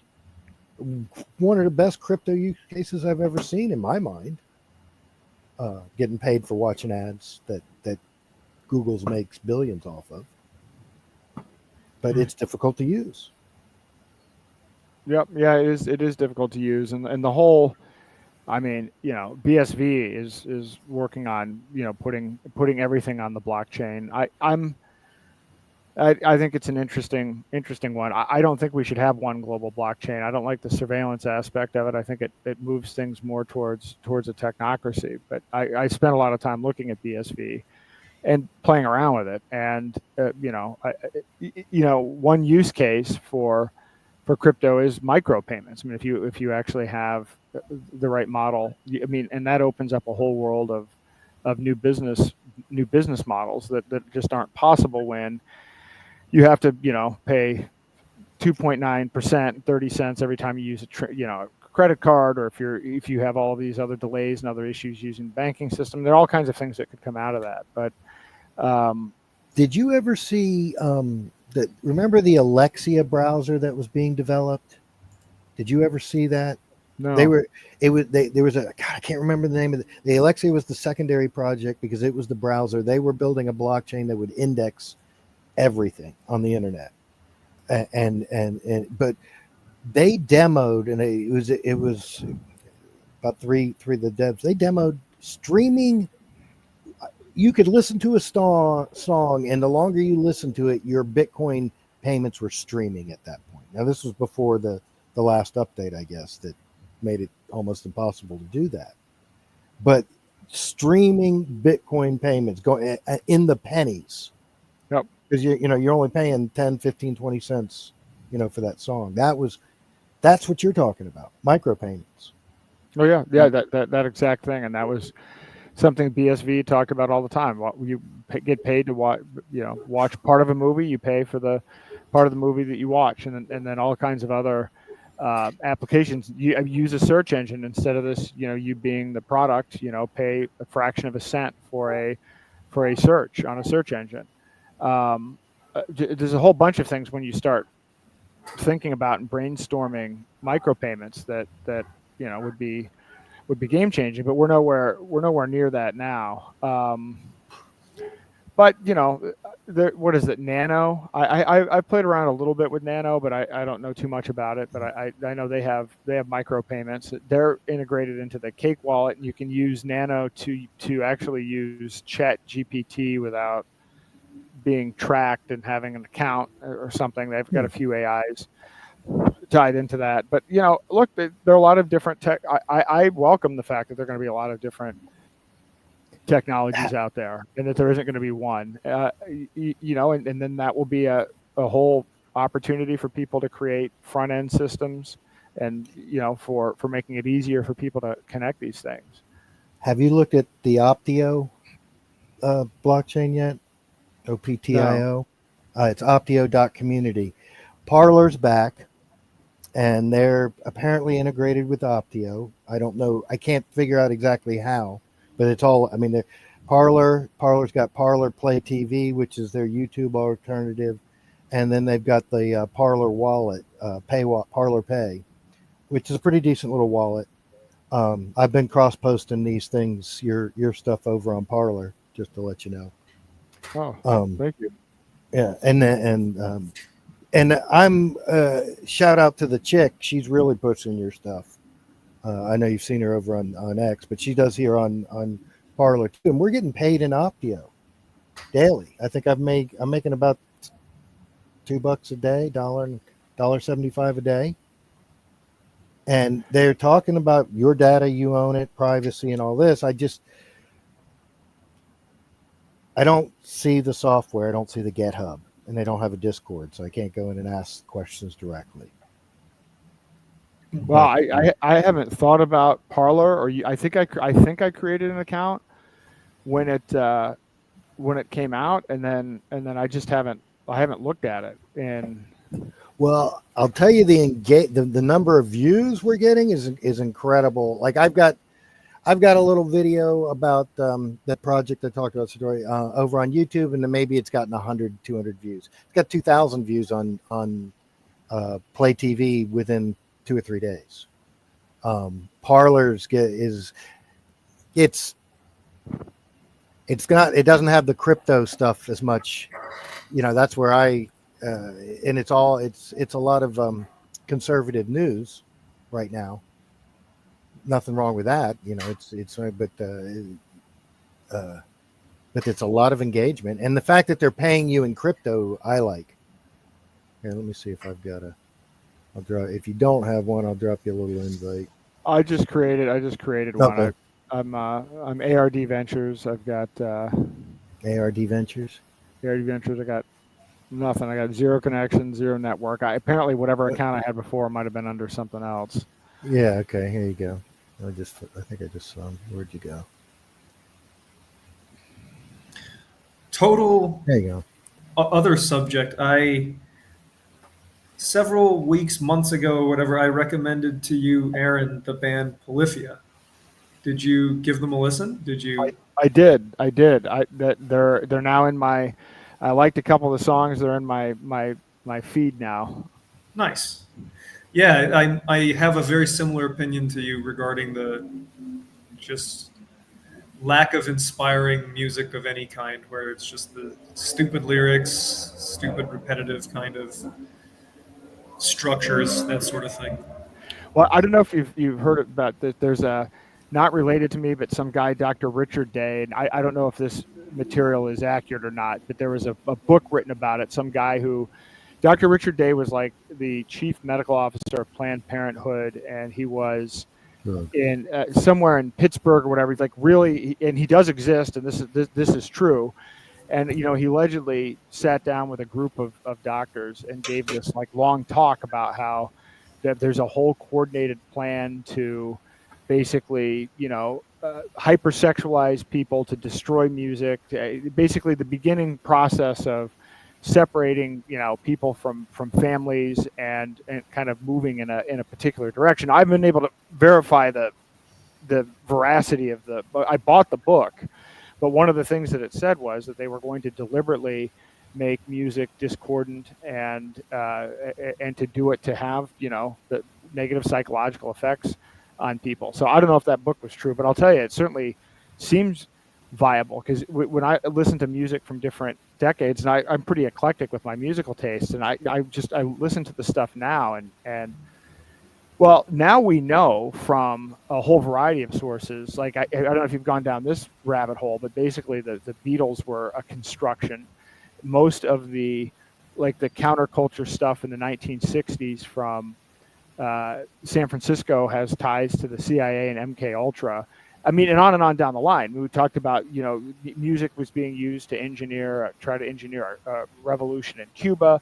And there are all of these other examples. So I don't even know how much of our music is fake. I mean, is Taylor Swift a CIA agent? I mean, a friend of mine from the Brownstone Institute's written some articles about this. He's actually done quite a bit of research about the Tavistock Institute in England, and then the CIA. And so it gives you a completely different perspective on music. And then when you understand, you know, things like meditation, when you're in a meditative state, you're actually tuning into a different frequency, and you think, okay, well, what are they actually doing here with the frequencies and the music? And but the modern stuff is clearly, like, I listen to a top 10 list. Well, I can't listen to a top 10 list. When you start listening to it, it's like, wow, what happened here? And then you study who the artist is, and you realize that these artists are constructs. These artists are like, oh yeah, you know, some music studio, you know, found some stripper, and then you decided to create them into a brand.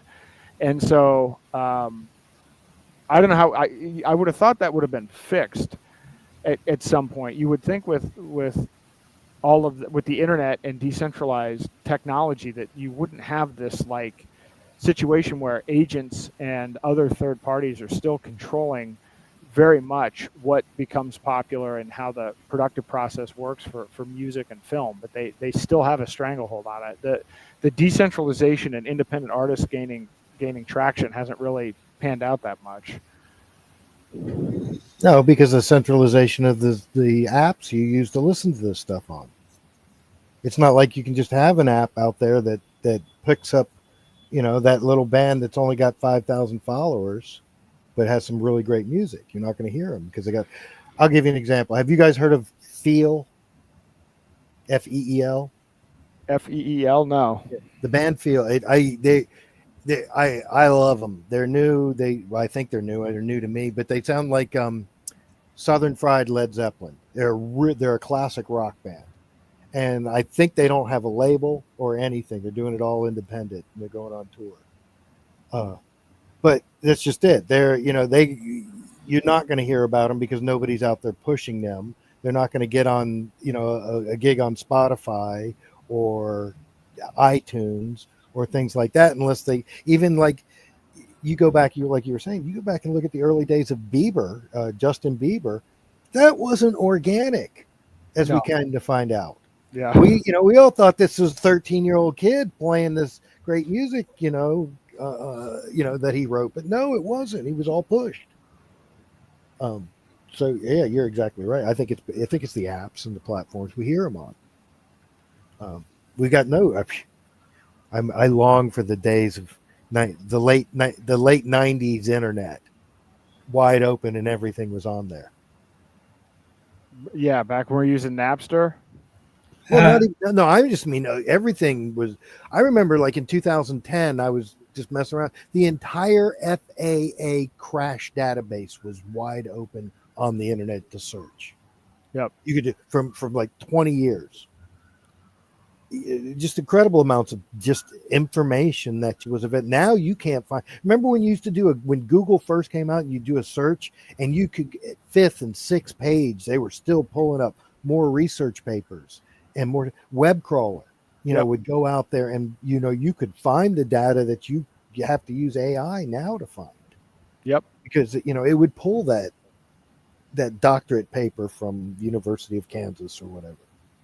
Yeah, no, that's true. I mean, and that's one of the alarming things, because I remember search engines, InfoSeek and AltaVista and all those other things, and those things were actually real search engines. It took a while before Google became really censored, because Google was great at the beginning, and then it's just the pages, particularly if you're looking at health information, it's all a predefined set, and that is clearly, there's some top-down control over that. Because it also affects DuckDuckGo. DuckDuckGo is useless. I got off of them. Yeah. My default search at this point is Brave Search, and I'm sure that it's also not perfect. Certainly not perfect, but it's also it's less restricted, but they admit that they do use other engines in other places. So they're not doing a lot of the restricting, but they're restricted themselves, from what I understand. Something like that. There's a word that I want to use, but it's escaping me right now. So. And then, what about energy? Why don't we have free, clean energy? That is just because it's not really possible. Whoa. Physics. Speaking physics, it's not really a thing.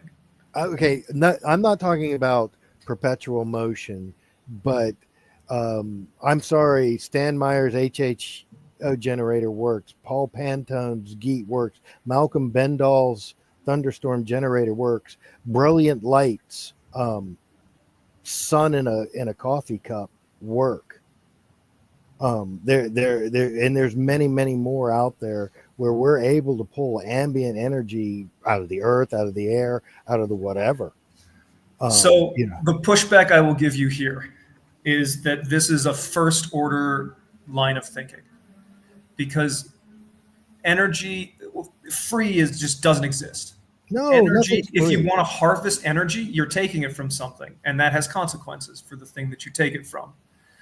So let's say we take one of these other devices and scale it up and start pulling energy out of other places. Well, we don't really understand the consequences of that. For instance, the one that gets kicked around the most would be 0 point energy, right? ZPE or whatever, which basically, from what I gather, is based on quantum fluctuation, pair creation, and annihilation, and basically using that to take energy. But even in that case, it's like, well, why doesn't nature do this?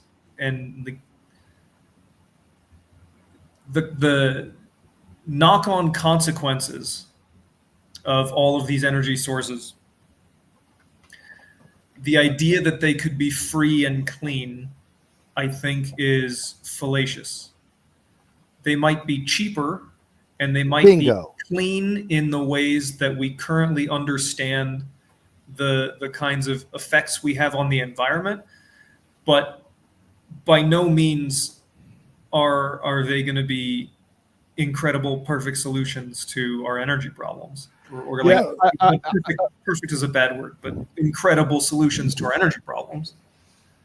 I think that we do have tremendous energy alternatives, and they've been suppressed by the Invention Secrecy Act of 1952, at which there's been over 5,000 patents that are suppressed. And essentially what happens is, my understanding of this is that each federal government department can basically come in, and if somebody submits a patent, they can claim that, well, this is either a national security threat or it's a threat to economic security. And so my understanding is that and again, this doesn't mean completely free energy, but the idea that we're using what we're using right now is absurd, and it's something that has been completely manipulated by the crony process using this Invention Secrecy Act. I don't know what all of these alternatives are, but I mean, certainly Tesla, interestingly, had a whole bunch of research that was, magically confiscated from his hotel room when he died and not made available. He was obviously working on some pretty cool things ahead of its time. So I actually think that there are energy technologies out there that are, again, not perfect, but would be massive improvements over what we have right now, and cronyism has suppressed it. Well, Stan Meyer is a perfect example. His hydrogen generator. Okay, it's not free energy. It's very efficient electrolysis, and it's a simple concept. He takes a capacitor. They're using water as the insulating medium. They charge now he puts a resistor so it doesn't get spikes between the two panels, but you overcharge the capacitor, and when you overcharge the capacitor, the insulating medium breaks down, so the water separates, the oxygen and the hydrogen separates. You can make that reaction happen 30 times a second, and it's much less electricity to separate water that way than it is in traditional. My buddy and I, he built the generator out of in a mason jar, and we charged up a battery and got on his moped and drove for 15 miles straight hydrogen. These are not difficult things. The Malcolm Bendall's thunderstorm generator, you can build it right now today. They got physicists that they're demonstrating it to that say it is absolutely working. They've got all the meters on it. You can sit there and watch the videos. You can read all the math, and basically they're using electrostatic, magnetic, and vacuum pressure to atomize water and burn the hydrogen.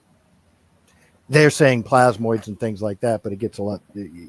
Maybe I'm more on the and Geet did it with the Geet does it on any hydrocarbon. You can do it with old motor oil, and I've got one in my garage working. Built on a Briggs and Stratton 3.5 horsepower lawnmower. So I mean these things are not that difficult, and they've been around forever. And these are, you're right, they're not free, but they're incredible. You can take 2 welding rods, put them under in hydrocarbon waste, and you're gonna basically burn them, and you're gonna come off with a, what do they call that gas? There's a specific gas that, and you can run combustion engines off of it to generate electricity and pull high density metals out of the waste. And it's incredibly more efficient for generating electricity than using natural gas or anything else. And you're burning up the waste. Same thing with a plasma arc in a zero oxygen environment. You can atomize anything in a plasma arc and then burn it. I've seen people burn and run a little combustion engine off of birdseed. Ran the birdseed through a plasma arc with no oxygen, so it wouldn't burn, and then boom, boom, boom, boom, boom, boom, you got it. So these things exist, but you're right, they're suppressed, 100%. But if you guys haven't looked up Malcolm Bendall's stuff, the thunderstorm generator, that's what I'm seeing. That and this one brilliant light. These guys are creating basically a mini sun and pulling tremendous solar power off of it. And it's in like it's about the size of a coffee cup. And I think that's the next freedom. I mean, I obviously food, energy, and then, the economy. We should have our own thorium reactors. Yeah. The thorium reactors, I think, we're definitely way, way behind on that one. Yeah. Isn't someone building a new one somewhere? I just heard a couple months ago. Thorium salt reactor.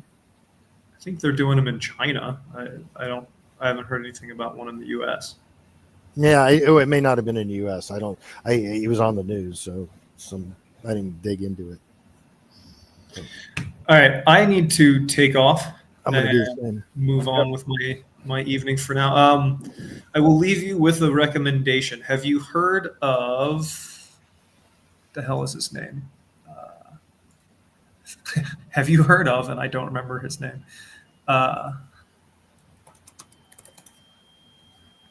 Stephen Wilson Jr., musician? No. Mm-mm. Okay. You should check him out. And he does a full show called it's like Live at the Print Shop, which is like a show / interview where he plays a bunch of his songs, but he's like a country rock sort of a blend. And he goes into his background in this. It's like you're sort of watching a short concert kind of a deal. And he seems like a much more real kind of artist with like,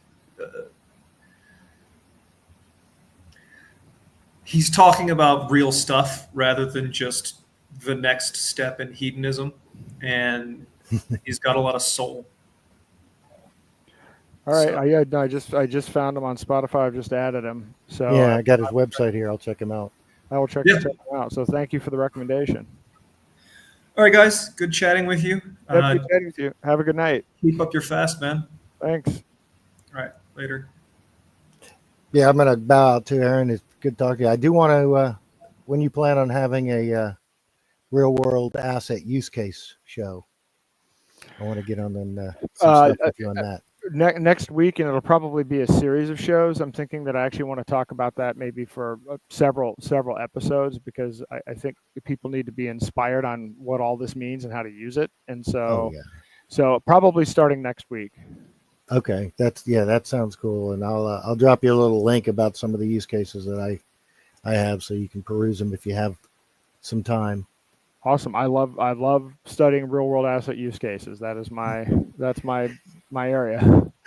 All right. Appreciate your time, man, and good luck on the keep the fast going. Awesome. Thanks for coming on. All Have a right. good night.